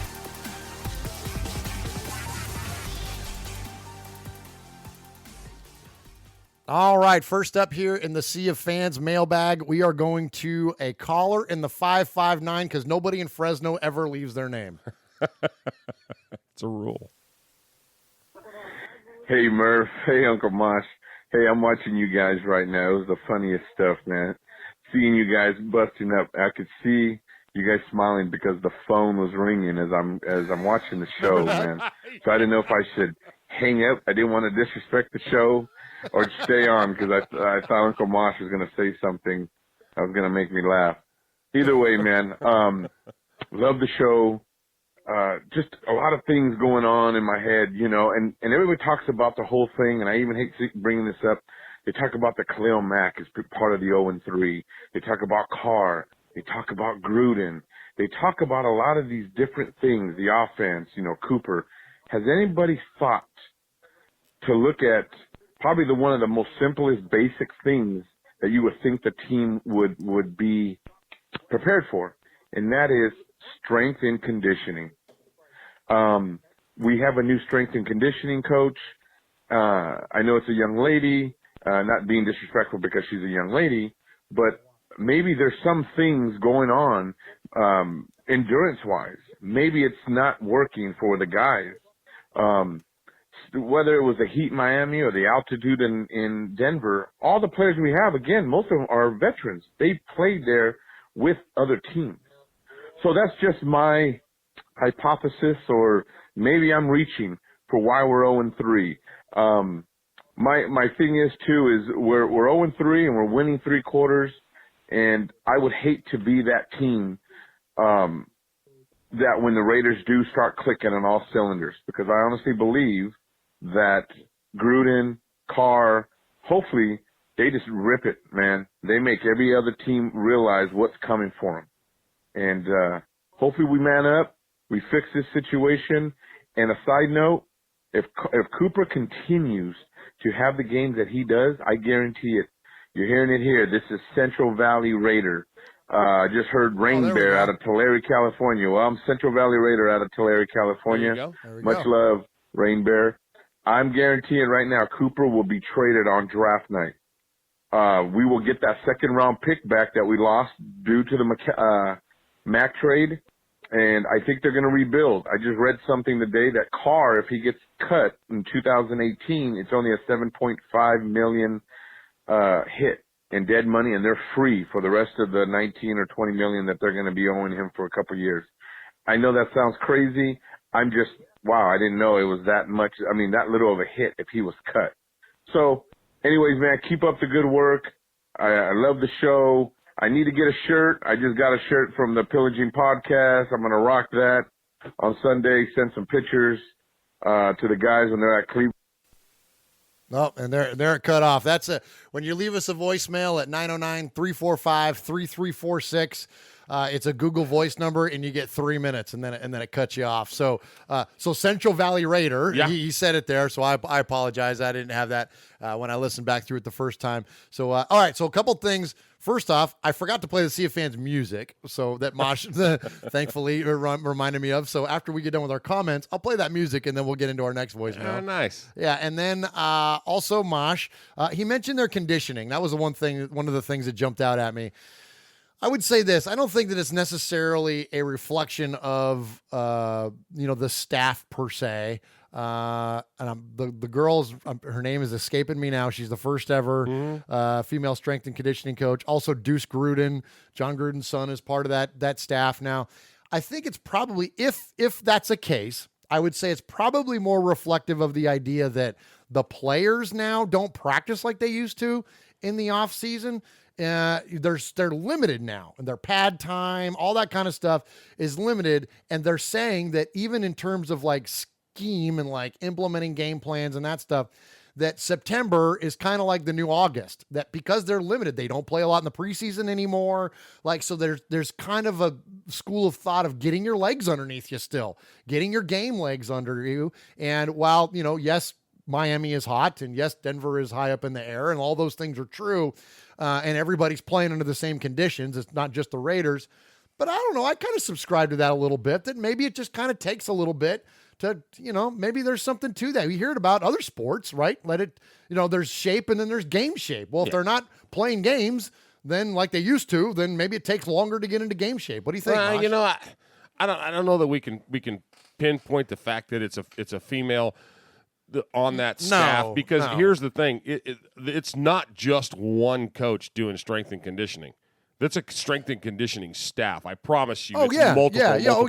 Yeah. And the Brain Trust, by the way, Kelsey Martinez is who that is. Thank you very much. Now you see me, now you don't. Yeah. And, so it's, they say, game shape and practice shape, and, things mean different things.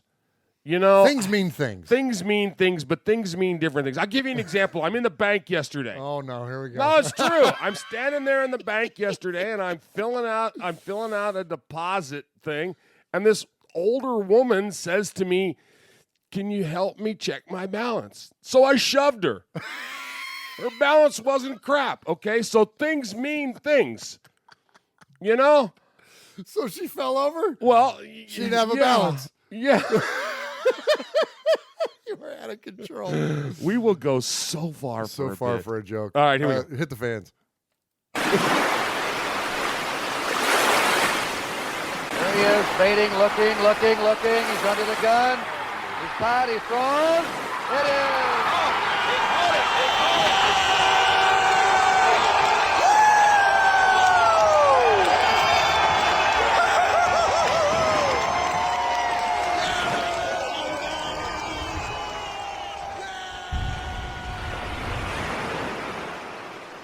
now in. All right, now we're good. Now we're official. And, of course, we can start off the second version of the Sea of Fans with Ron in Ohio. Hey, guys, what's up? Ron. Hey, I'm going to try my psychic skills here before the game. I'm going to go ahead and call 2 rushing touchdowns, 2 turnovers forced by the defense, and we need to get back to being entirely Gruden-esque, so I think Carr is going to throw to at least 7 different receivers during this game. So if I'm right, I think we get a nice win. If I'm wrong, I've looked like an idiot before. So have a good one, guys. Bye. Hey, he was pretty close. Hey. He was pretty close. My buddy Mikey, he had for a long time now has been harping on, well, why isn't this person more involved? Why isn't that person more involved? And he was, because we saw, Jordy have a big game or Jared Cook have a big game, or we didn't see everybody kind of get involved until this week. So Ron called it 7 different receivers. I don't know how many total there. I think it was 9, wasn't it? Was it 9? Yeah, They got that many. I mean, but pretty good, Ron. Like, not a bad guess as far as the direction of the game there, right? And I loved his phrase, Gruden-esque. Yes. Yeah. Yes. He was absolutely. Gruden-esque. Absolutely. So definitely good job there. Thanks, Ron. Ron says he's going to start his own psychic hotline. He's going to provide 2/3 of the lottery numbers and 2/3 of your future, because he got 2/3 of his prediction right. I love it. All right, next up, we'll go to our buddy Mojo. Now, listen, Mosh, we have 2 callers this week that are now going to be made men. So I'm going to hold off on the music until after we get through both callers. Nice. So but the first one, this is now the 3rd call that we're going to feature here on the show. So congratulations to Mojo Raider on being now a made man here on Raiders Fan Radio. Hey, Murph, it's Mojo Raider, San Diego, calling you during the 3rd quarter of the Browns game, man. I'm having a rough time with this one, bro. I'll be honest with you. So I just I'm hoping Q-Dog calls in this week, because I would really like him to add Reggie Nelson to the hit list, man. He's on the top of the list. Yeah. I can't even really process what's happening. I'm gonna finish the game because I'm a Raider. It's a low point, man. It's definitely a low point. Having a rough time, man. So anyway, you guys keep doing what you do. It's always next year, right? Just win, baby. Just please win. Can we just please get one win, baby? Later. All right, well, you got it, Mojo. You got the Raiders. We came back and beat the Browns, and Mojo sent me a message after the game and at some point during the week, and he was like, man, I'm sorry for being a sad sack on my call there. He goes, I was feeling a little depressed. And, you know what, Mojo? We were too, man. We were up and down. When we were down 28-14, Uncle Mosh and I are looking at each other and going, well, Blue Raider Fan Radio doesn't have a bad ring to it. So, you know what I mean? Like, that was pretty rough there, but thankfully our team pulled it out. All right, Uncle Mosh, we're going to hit next up. We're going to go to the second made man here. And so after this call, we will play the made man music. Somebody we hadn't heard from in a while. So this guy, John Gruden coached the Raiders, went to coach the Buccaneers, and then had a big long break, right? And then he's come back. This guy was a frequent or semi-frequent caller of the show in the terms of he or frequent communicator. I'll say that. Sure. Send us emails and messages and whatnot. Called in, got 2 calls featured on the show, and then disappeared for a while. And now we got him back for his 3rd call. Nice. So welcome back to the show. And congratulations on becoming now a made man. You and Mojo Raider now on this episode 97. And we're talking about Junior in San Diego.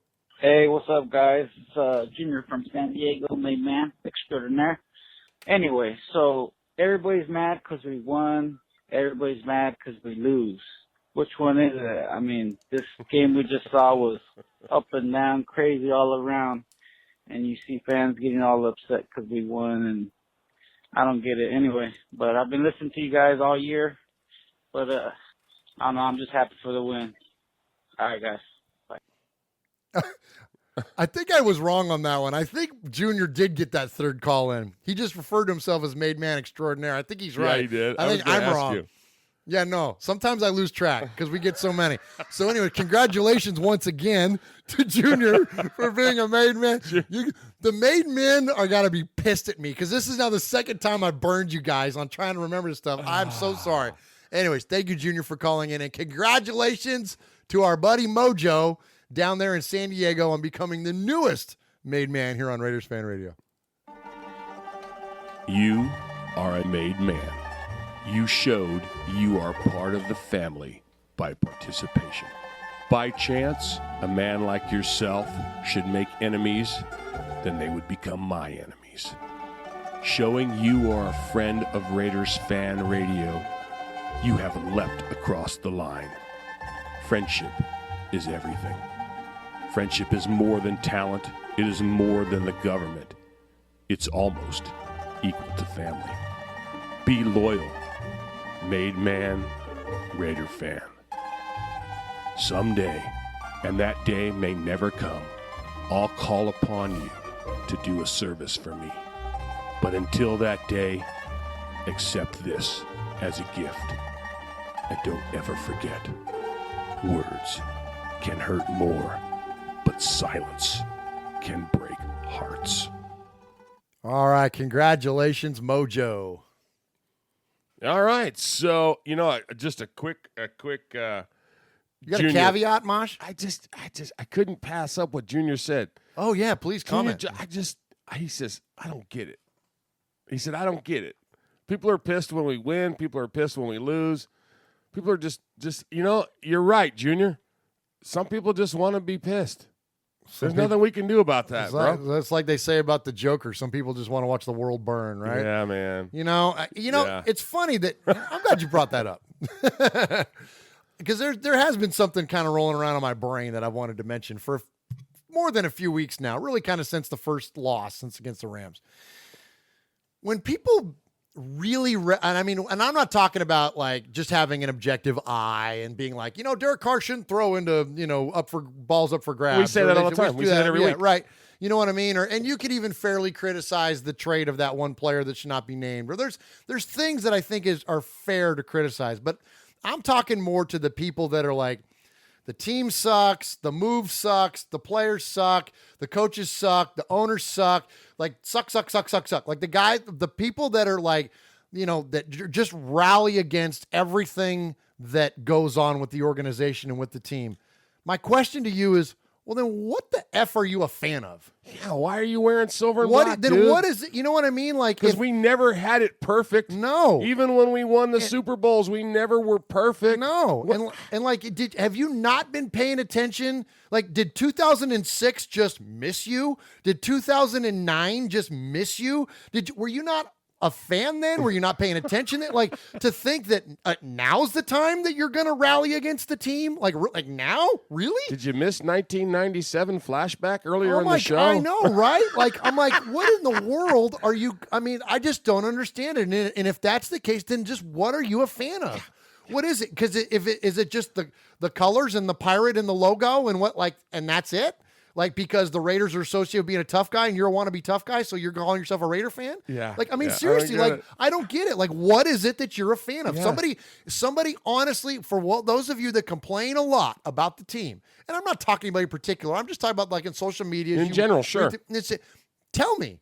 Somebody come and tell me what it is. Look, and I'm not, again, if you get angry because the team loses or you get frustrated because things don't go right, that's part of being a fan also. And you should be. Look, it upsets me when things go wrong. We're with you, but I don't think it all sucks because I love the freaking Raiders. You know what I mean? Like, it's just, I don't know, Mosh. Let's move on. All right. Thank you. Sorry. I had to go off on that a little bit because it's been rolling around in my head and I've now expunged it. All right, let's go hear our buddy. Yeah, till next week. Till next week. The coffee's starting to wear off a little bit. So now I'm turning to ASMR Murph now. All right, here we go. Let's talk to. Let's hear from Monster Mash Canton. Woo! What a win! What a win! This is Monster Mash Can. I'm so excited. I think I had about 10 heart attacks throughout that whole game. My daughter Lily was just staring at me like I was a nut. And but you know what? What a feeling! What a feeling! I can't say enough about every single one of those guys. Well, not every single one. I'll get to some of those guys, but these guys really just put it all out there, and they were like, "We're gonna go home with a win, or we're gonna leave this stadium with a win," and they did it. God bless them. It was just a great game. The Browns ain't no joke. The Browns are for real. They got a good defense. They got some good receivers, a great running game. Got torched a few times, but you know what? perseverance, man, perseverance and leadership and belief. And, that was just emotional roller coaster of just ups and downs and lefts and rights and upside down and every which way.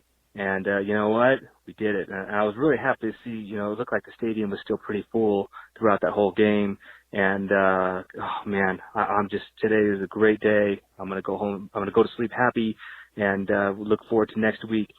Derek Carr, just putting it out there. He put his heart out there and proved everybody wrong, and he's the captain of this team, and he's going to lead it. And Marshawn Lynch, man, just the MVP of the first quarter of the season. That guy just has no stop. No stop. Obviously, the referee's got to stop him. He doesn't want to stop, but the referee's still going to stop him. Anyway, I love it. I love it. I love it. Good to see everybody on offense kind of show up today. Donald Penn, I think, took a little dive. And Bruce Irvin, man, he's just getting pushed around out there. I don't know. Maybe he's got to go. And then I know everybody picks on Reggie Nelson, but you know what? He did his part. He did his part to keep us in there, and so did the Zebras. The Zebras helped us out. But you know what? Good teams take advantage of that, and they capitalized, and this game went down to the wire, and we did it. All right, Raider Nation, give my best to all your family and keep it up, man. Keep up the good work out there and the good vibes. We need it. We need it. We need it. All right, guys. Peace out. All right, great job, Ken. One of the made men here on Raiders Fan Radio. So the rundown looks like this, Mosh. I found it here. It's Jimmy Zebach, Johnny in San Diego, Chuck Splatterhead McCann, Ron in Ohio, the Dakota Raider, Aaron Q-Dog Raider, Red in Yakima, Jim on the East Coast, Yayo in Jersey, Emiliano Big Raider Trucker, Wyoming Raider, Diego in Georgia, Mojo Raider now, Junior in San Diego, and just right there, Monster Mash Ken. And Uncle Mosh, I mentioned Diego in Georgia, and he is next up on the show. Let's listen to our buddy Diego in Georgia. Hey, what's up, Murph? Hey, what's up, Uncle Mosh? Hey, what's up, 909-345-3346. No, I'm just messing around. This is Diego. I'm from Georgia. Just calling to say, hey, Raider Nation, yeah. Got that dub, man. That W, that win, it's great. I don't know if it's going to go on Monday, but what's up, Mikey? But yeah, it's good, man. It's good that we got that win, because, damn, man, if we would have lost to the freaking Browns, I mean, nothing against the Browns, and, it's great that, they got a win after 640-something games or some crazy number like that. But I did not want them to get the second win against the Silver and Black. That would have just, I don't know, it would have been funny as hell, like, for the media to just destroy the Raiders. I mean, it was already looking bleak, but the guys, they pulled out the win. They kept fighting, and they never gave up. And Marshawn had a great game, 120, 30 yards or something like that, a touchdown. You got Cooper involved. He got like 100-something yards. You got Cook involved. He got 100-something yards. Got the 2 touchdowns, I think. Cooper got a touchdown too, maybe. I don't know. I can't remember. Jordy got a touchdown. Jordy got the 2-point conversion. Even old man Reggie. Shoot, he actually finally showed up and did something for once. But you know what? He's still slow. And Eric Harris, or whatever the other safety's name is, he sucks too. But what can we do, right? Gilchrist ain't much better. But yeah, I mean, everybody kind of pulled through, made their plays, and we won. So that's awesome.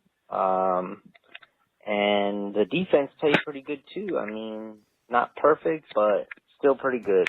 Anyway, take it easy, guys. Go Raider Nation. Go Raiders. Hope we get another win. All right. God bless. Thank you for the call, Diego in Georgia. Moshi kind of identified the safeties there. So Reggie was playing center field on that interception. He didn't really make a huge play other than catch, which was fun. But sure. Gilchrist, I thought, made a great play. He's the one that tipped the ball up and got it into Conley's hands for Conley to score that pick six. So I thought that was pretty good. But yeah, what do you think? I love. First of all, 2 things. I loved the announcing team that was on. We finally got somebody. Oh yeah, Rondé Barber was just great, man. amazing. Yes, yes. But both of them together, there was no Raider trashing going on. No, there sure wasn't. Like there usually is. But props to the other side, man. Baker Mayfield is going to be a name to watch, dude. Yeah, he will. Yeah, he will. I mean, wouldn't that be a great backup for us? Just don't bring up the backup quarterback thing again. Jeez. You want to talk about the punter, Mosh? Q-Dog's going to put me on the hit list. Let's move on. All right, next up, we're going to hear from this guy we're going to interview next week for the episode number 98 of Raiders Fan Radio. But until then, he called in after the Browns win, and this is our buddy Kev over in Scotland, member of the Silver and Black UK. Yo, what's up, Murph, Uncle Mosh?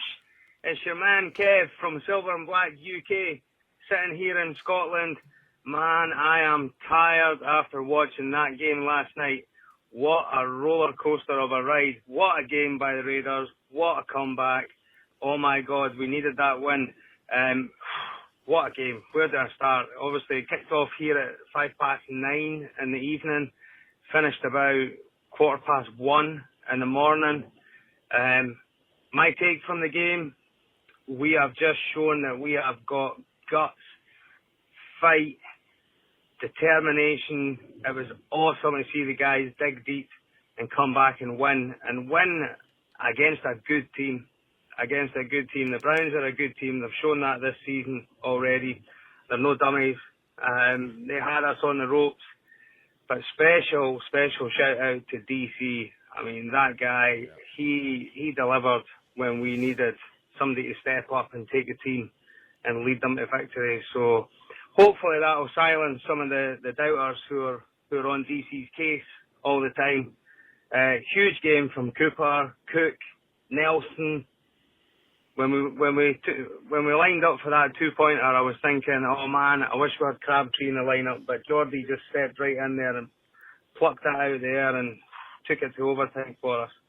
I'm really pleased, really pleased. I think this season we have shown that we can play very well for long spells. We've hung in there with some really good teams, tough environments to play in up in Denver. Playing away in Miami was quite tough. But we have shown flashes of brilliance. We've shown that we can really compete. But what we showed last night was we can dig deep and we can pull out the fire and we can get that victory. So here's on to the next one. Chargers next week. That'll be a tough game. Really tough game. But you know what? I think now we've got a spring in our step, a bit of belief. And maybe we can just go into LA and pull out another W. And then I'll see our Raiders in London, where hopefully it'll be another one. But anyway, just want to give you guys a shout out. Love the show. Absolutely love it. It's awesome. It's brilliant stuff. I really look forward to it. Raider Nation, keep the faith. Keep the faith. We've got this. We've got good coaches. We've got good players. It's going to take time, and we're already seeing it beginning to pay off. So keep the faith, Raider Nation. Don't turn on your team. Support your team. And I'll see some of you guys soon in London. Murph, speak to you soon. Take care, guys. All right. Thank you, Kev, for calling in. Isn't that cool, man? There's just nothing cooler than to have folks from other parts of the world bragging on our Raiders, man. I know, man. That's I love just it. so I love awesome, it, man. man. They're doing such a cool thing over there around the game, and you know what? It's cool in talking to these guys. You know, they fought to get Raider content for so long, and now with the advent of the internet, they get it in real time just as quick as we would over here. And it's so great to hear the fandom is, you know, we're Raider Nation, man, but it truly is worldwide. As Q-Dog said in the chat, it trually is worldwide, man. And it's awesome. We were watching the game together and like we always do. And he tweeted, he said, it's 1:15. I'm going to be a wreck at work tomorrow. You know, it's 1:15 in the morning the next day for them. A lot of because we have a lot of folks that are listeners that are in England and in Scotland and whatever. And so, I mean, you're talking about diehards, man. They got to stay up till 1:15 in the morning to watch a Raider game on a Sunday, and they're not leaving early. No. You know what I mean? I haven't seen 1:15 outside of a casino in a long time. Yeah.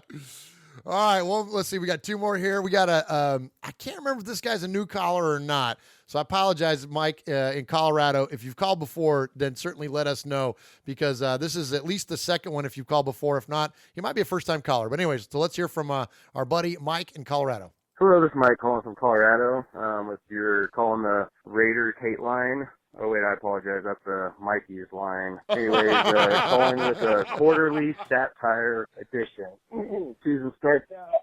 We found Knight in Shining Armor, Gruden. Apparently, because him and Mark both have the same barber, it's like the barber shop was able to recruit Gruden, pay him $100 million for a bowl cut. Get into the season, traded away the best cheeseburger we possibly could for $141 million is what the Bears signed him for. Moving into the game, was looking good. Carr decided to give a couple presents to a couple of the Rams guys, only to end it with Marcus Peters, the last score. Rams used to have a saying that was grab life by the horns, and Marcus Peters grabbed himself by the horns. I was just glad that Marshawn Lynch didn't go on the field to congratulate his cousin. So then we fly out to Donkeyville. Things were looking good until we flopped it at the end. Couple more presents from Carr. Get beat by offensive pass interference, pretty much, with a couple other things.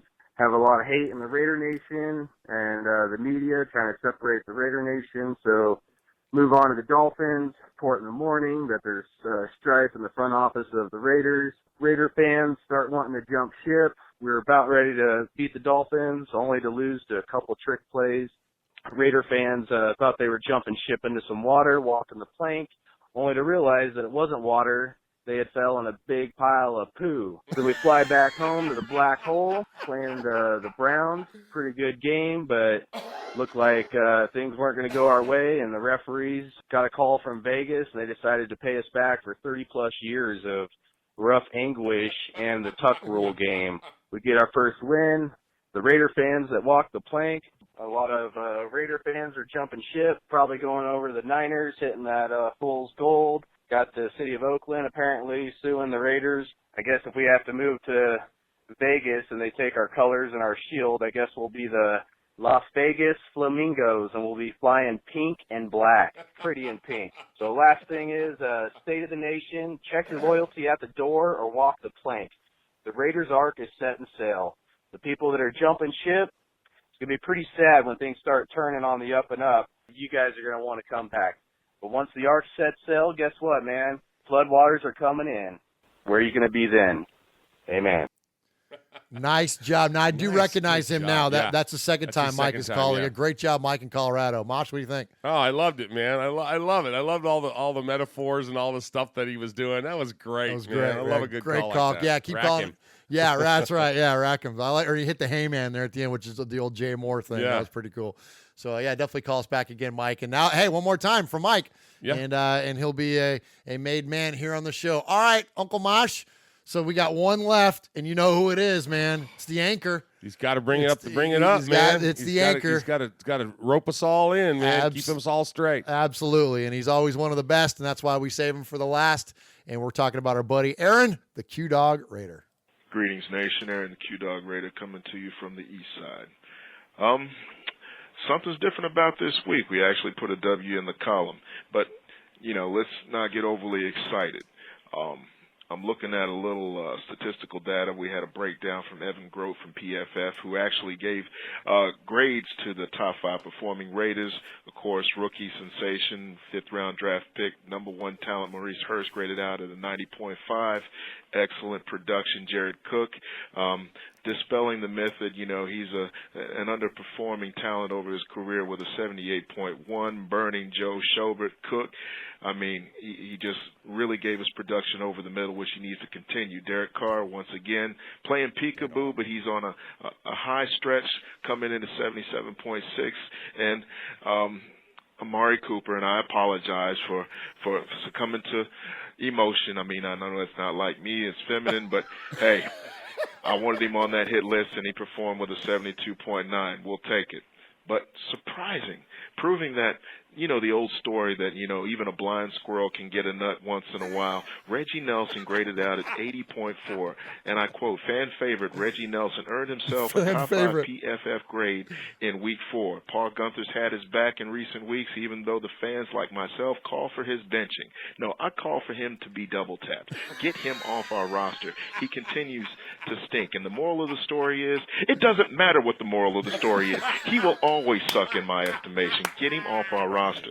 Yes. But one thing that as a nation we can all agree upon, no matter what you think of the game, how it went, the ebbs and flows of emotion, how you thought individuals graded out or position groups performed, the coaching, one thing we can all agree on, we will not go 0-16 this season. Progress. The hit list, Donald Penn, you've limped your way onto it. You'll stay on it. You got to go. And punter Johnny Townsend. He absolutely is not worth the flyer anymore. He's got to go. And a challenge. When are we going to have a Mistress of Darkness? Raiders Fan Radio. A lady needs to step up, become that Raiderette to earn her button. Come on, you can do it. This goes out to the made men. Nice. Looking for a now, you know what? So just the most recent comment there, gosh, he's so good at it, and I love so much of what he said. But so as far as having female callers to have a Mistress of Darkness, right? We had one, Andrea. She called twice and then went and started her own podcast. Yeah. So she's with the same group of podcasts as the Pillaging guys. Okay. So their podcast is called Just Win Ladies. Nice. And it's her, and I'm sorry, Jenny, I want to say is her co-host name. Anyways, so we were close. We almost had a made woman on the show, but no. And so unless Andrea calls back in, which I don't think with her own show, she's going to. But real quick, Mosh, on Mo Hurst, I think out of all those names he threw out there, first off, dead on all of his analysis as usual. But Maurice Hurst, as a 5th round pick, I'm surprised the Raiders got him in the 5th round. I'm surprised that, and it's amazing to me that these little things, these little health things that come up that prove to be completely benign, how that costs a player of his talent that many draft spots. I'll never understand that part of this draft science, but I'm sure as heck glad it happened, and I think he's going to be dominant. Yeah, over time. and we called his name off the couch 100 times. Yes, he looked great, man. He was awesome. We are Metallica, and we are here for your Oakland Raiders! You know why we out here, and we ain't playing around today! From The Walking Dead to errant Jedi Knights, Raiders fans are a rogues gallery.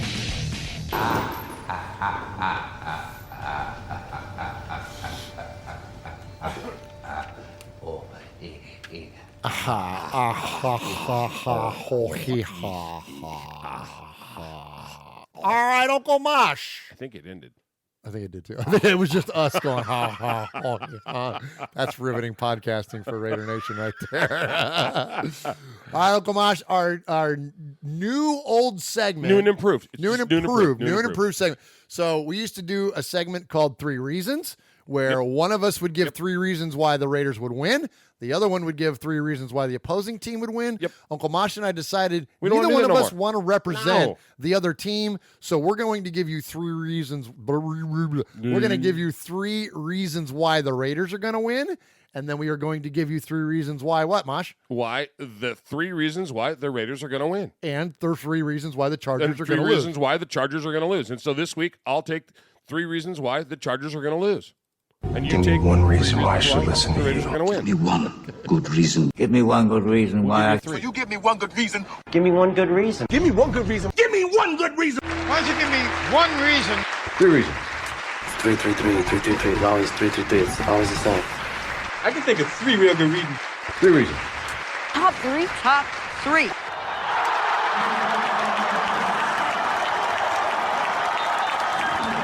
All right, Uncle Mosh. Do you want to go first, or do you want me to go first? No. I want you to go first because it's your fan cave. All right. Well, that's nice. I mean, I'm willing to share and have it be Murph and Mosh's fan cave. No. I'd have to, buy a new website and stuff, but I'd be glad to add you back in. No. Might cost you cost us $6 to add. I'm not so good on the internet and to find stupid jokes all the time. It would take me years. All right, so here's so add the 3 reasons. So I'm going to take the 3 reasons why the Raiders are going to win. Mosh is going to take the 3 reasons why the Chargers are going to lose. And so the first reason the Raiders are going to win, well, when you look at the history of this rivalry, the Raiders lead the Chargers, formerly of San Diego, 63 wins to 52 losses and 2 ties. But the Chargers have won the last 2 in a row. But the Chargers always suck early. And when we look at what the Chargers have done, you got to go back to 2014 to find where they had any kind of winning early in the season. And that was more even of a one-off just for that season. Historically, they start slow.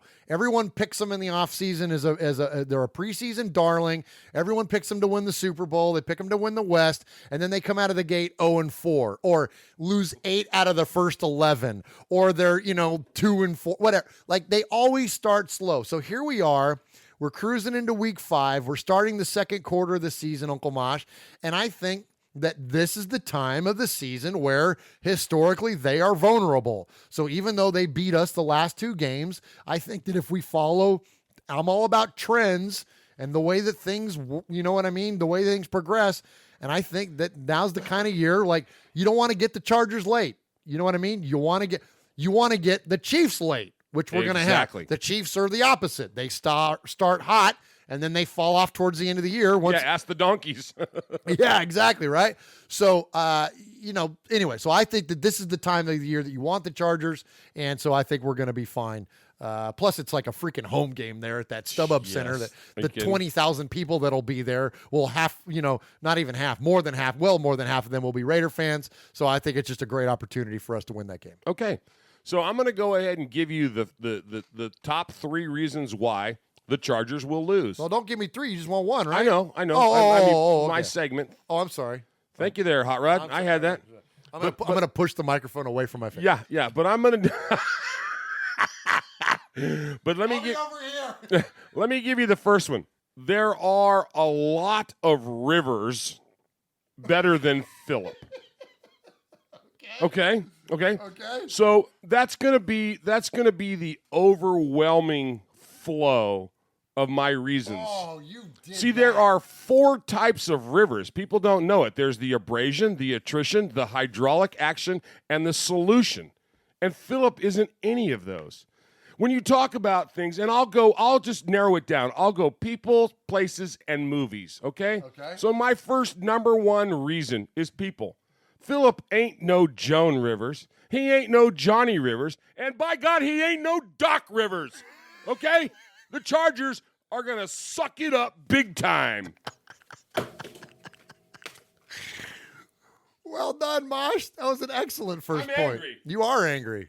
You made me say that name. Because you love Doc Rivers. Multiple times. Because you love Doc Rivers. All right, so let me give you reason number 2 of 3 why the Raiders are going to beat the Chargers on Sunday. Uncle Mosh, special teams. The Chargers are notorious for giving up cheap special teams plays. I can remember back the days when we blocked punts for touchdowns, right? We return kick, like whatever it may be, they give up a lot of opportunities on special teams. Well, the Raiders, as we mentioned, looked pretty good on special teams, unexpectedly good on special teams. Now, I'm not referring to Q-Dog's favorite player, Johnny Townsend, who apparently can't kick it more than 20 yards and out of a wet paper bag. But as far as the return game goes, Dwayne Harris was pretty dang good, man. So I think that if there's an opportunity for us to excel on special teams and keep this momentum going, this is the team that it's going to happen. And just like the Conley touchdown kind of set the tone for us, having that early lead, if we can get a special team score early in the game or block a punt or something to that effect, that will really kind of set the tone for the game. And I think really put the Raiders in a great position to win against the Chargers. Good call. That's a good call. Thank you. So my number 2 reason why the Chargers will lose is a geographical thing. Okay? I want to talk about the Mississippi River. The one that we can't spell. It's the MISSISSISPPI. Yeah. Okay. And then of course, the debatable rivers, the Nile and the Amazon, which is really longer, which is really the better river. Oh, sure. Huge rivalry there. But we're coming off of beating the team on the Cuyahoga. Oh yeah, the Cuyahoga, the who's up, who's down river of the team of the mistake on the lake. We've got the momentum. Hey, Philip, take your rivers and stuff them. All right, Mosh, I see your point number 2. And so here's my third reason, Uncle Mosh, why the Oakland Raiders are going to defeat the Los Angeles, formerly San Diego Chargers this Sunday. And it comes down to, you hear all the time coaches talk about position battles, the one-on-one matchups, to beat the guy in front of you, right? Like that's so much of what makes football an amazing sport is that you got to beat the guy in front of you because the guy next to you is depending on you to do your job and to beat that guy, right? Well, when it comes to offensive tackles, we've had our challenges with tackles, but we seem to be in a good place now or coming into a good place now. The Chargers are the opposite. The Chargers are on their way out of a good place. And what I mean by that is that when we look at their left tackle, Russell Okung, he's out.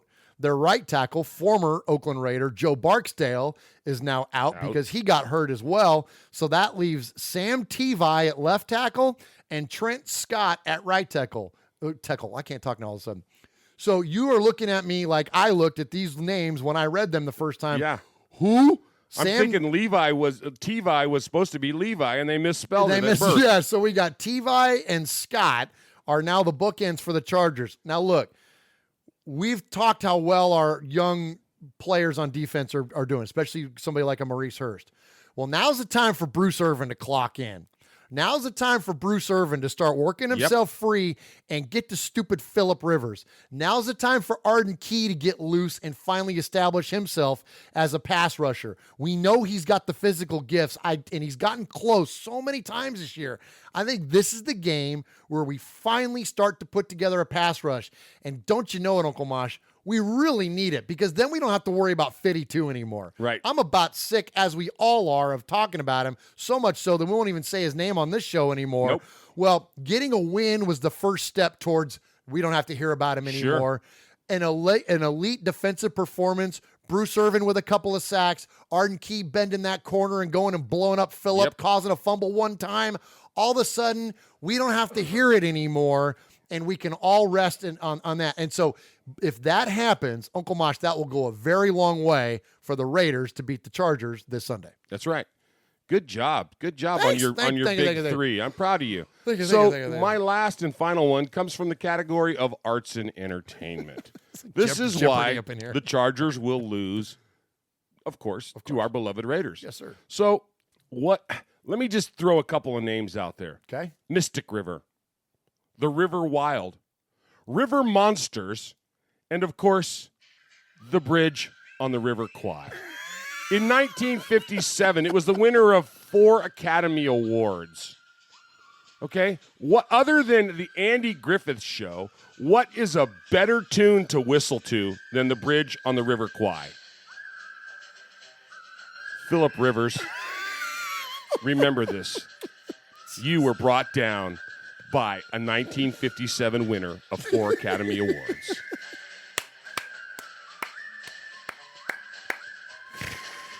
Oh, my God. You crack me up, man. Good job, Uncle Mosh. The bridge over the River Kwai. The bridge on the River Kwai. On the River Kwai is a better river than Phillip Rivers. And it's a much better true story than the story. Is it a true story? Absolutely based on a true story. Much better true story than the life of Phillip Well, Rivers. and you taught American history for how long?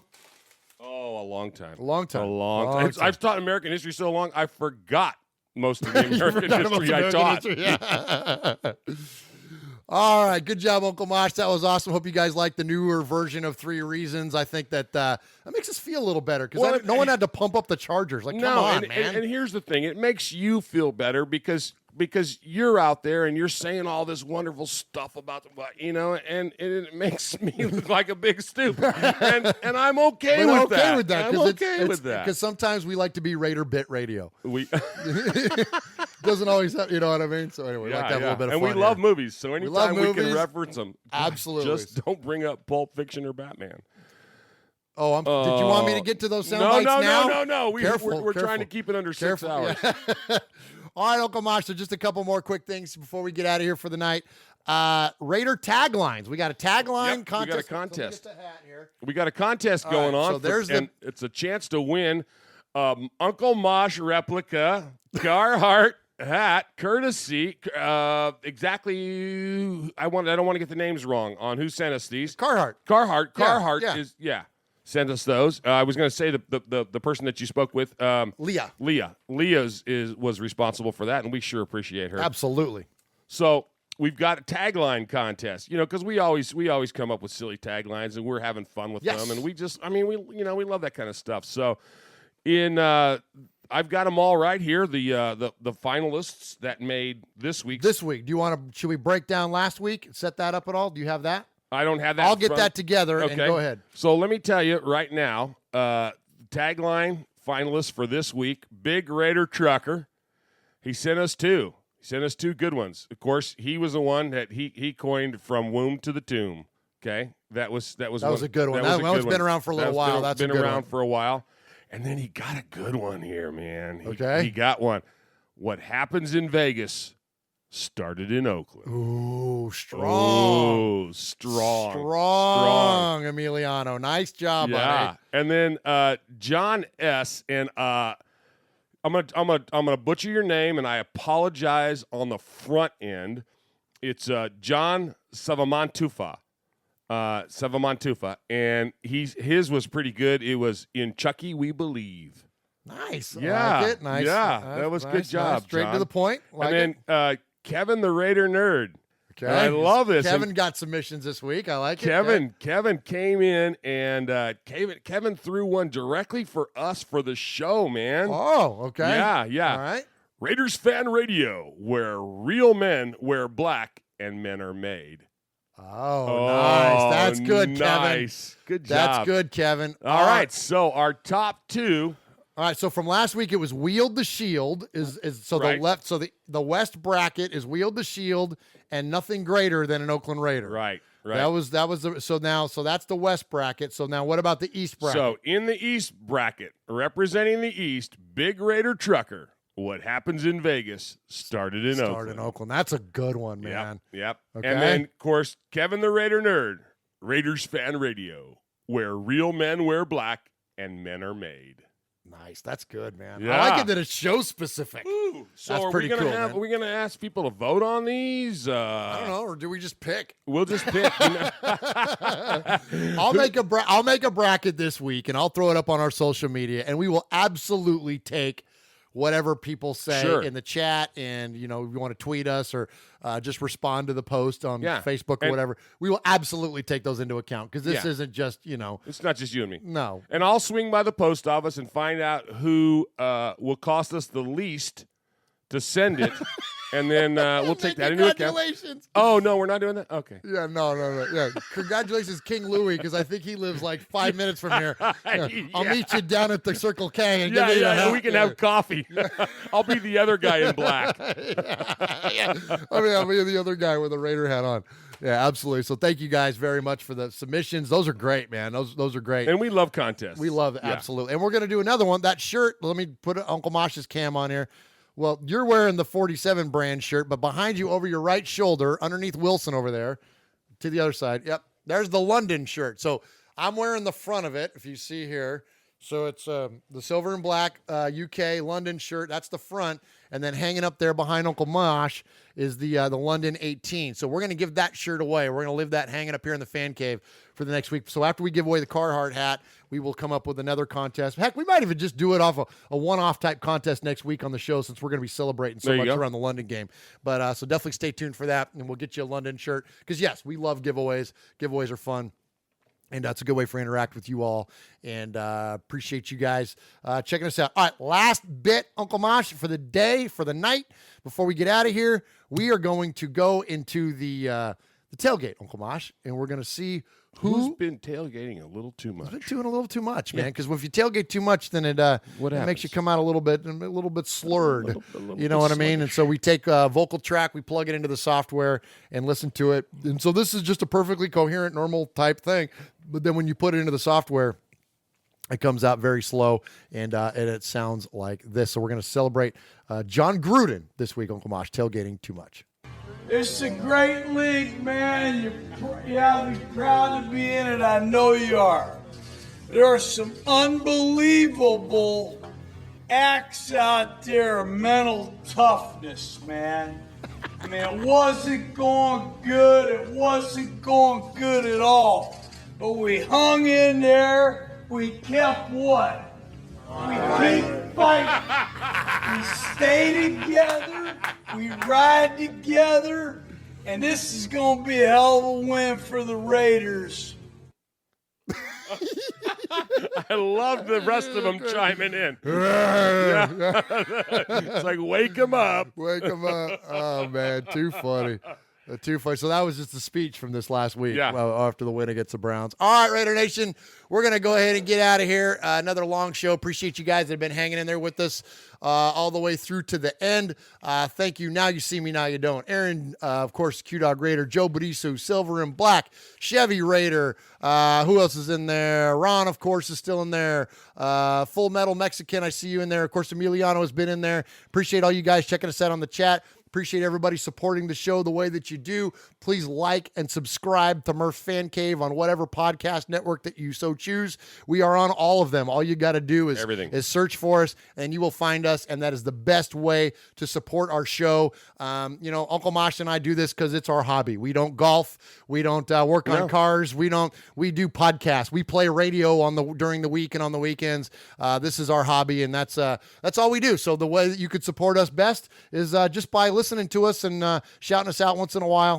That goes a really long way, and we appreciate each and every one of you and your correspondence with the show, calling the show, emails. Oh, heck, we had a darn it. Oh, will you do that, please? I'm sorry. I'm going to turn the rest of the show over to Uncle Mosh. He's got one message to read from one of our loyal listeners. Then he'll hit us with the tagline, and we'll get on out of here. Okay, so Robbie Brown sent us some emails. Man, he lit us up with these, and he's a great fan. He says the offense came alive in the second half for the first time this year. So true, so true. He said the defense has got to quit shutting down in the third quarter.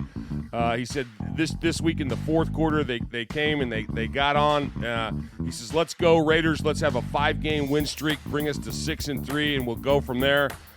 Basically, he went on to say that overall the offense has played well this season.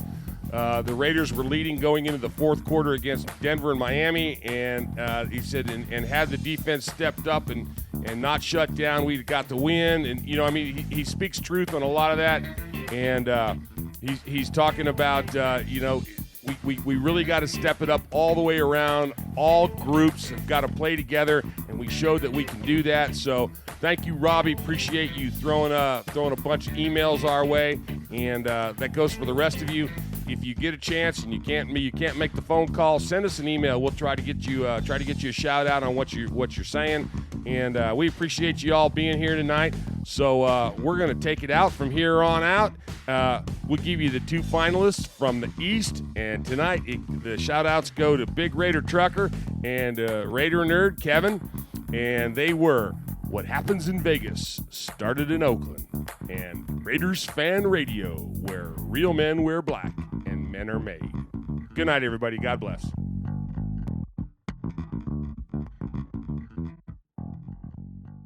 But we hung in there. We kept what? We keep fighting. We stay together.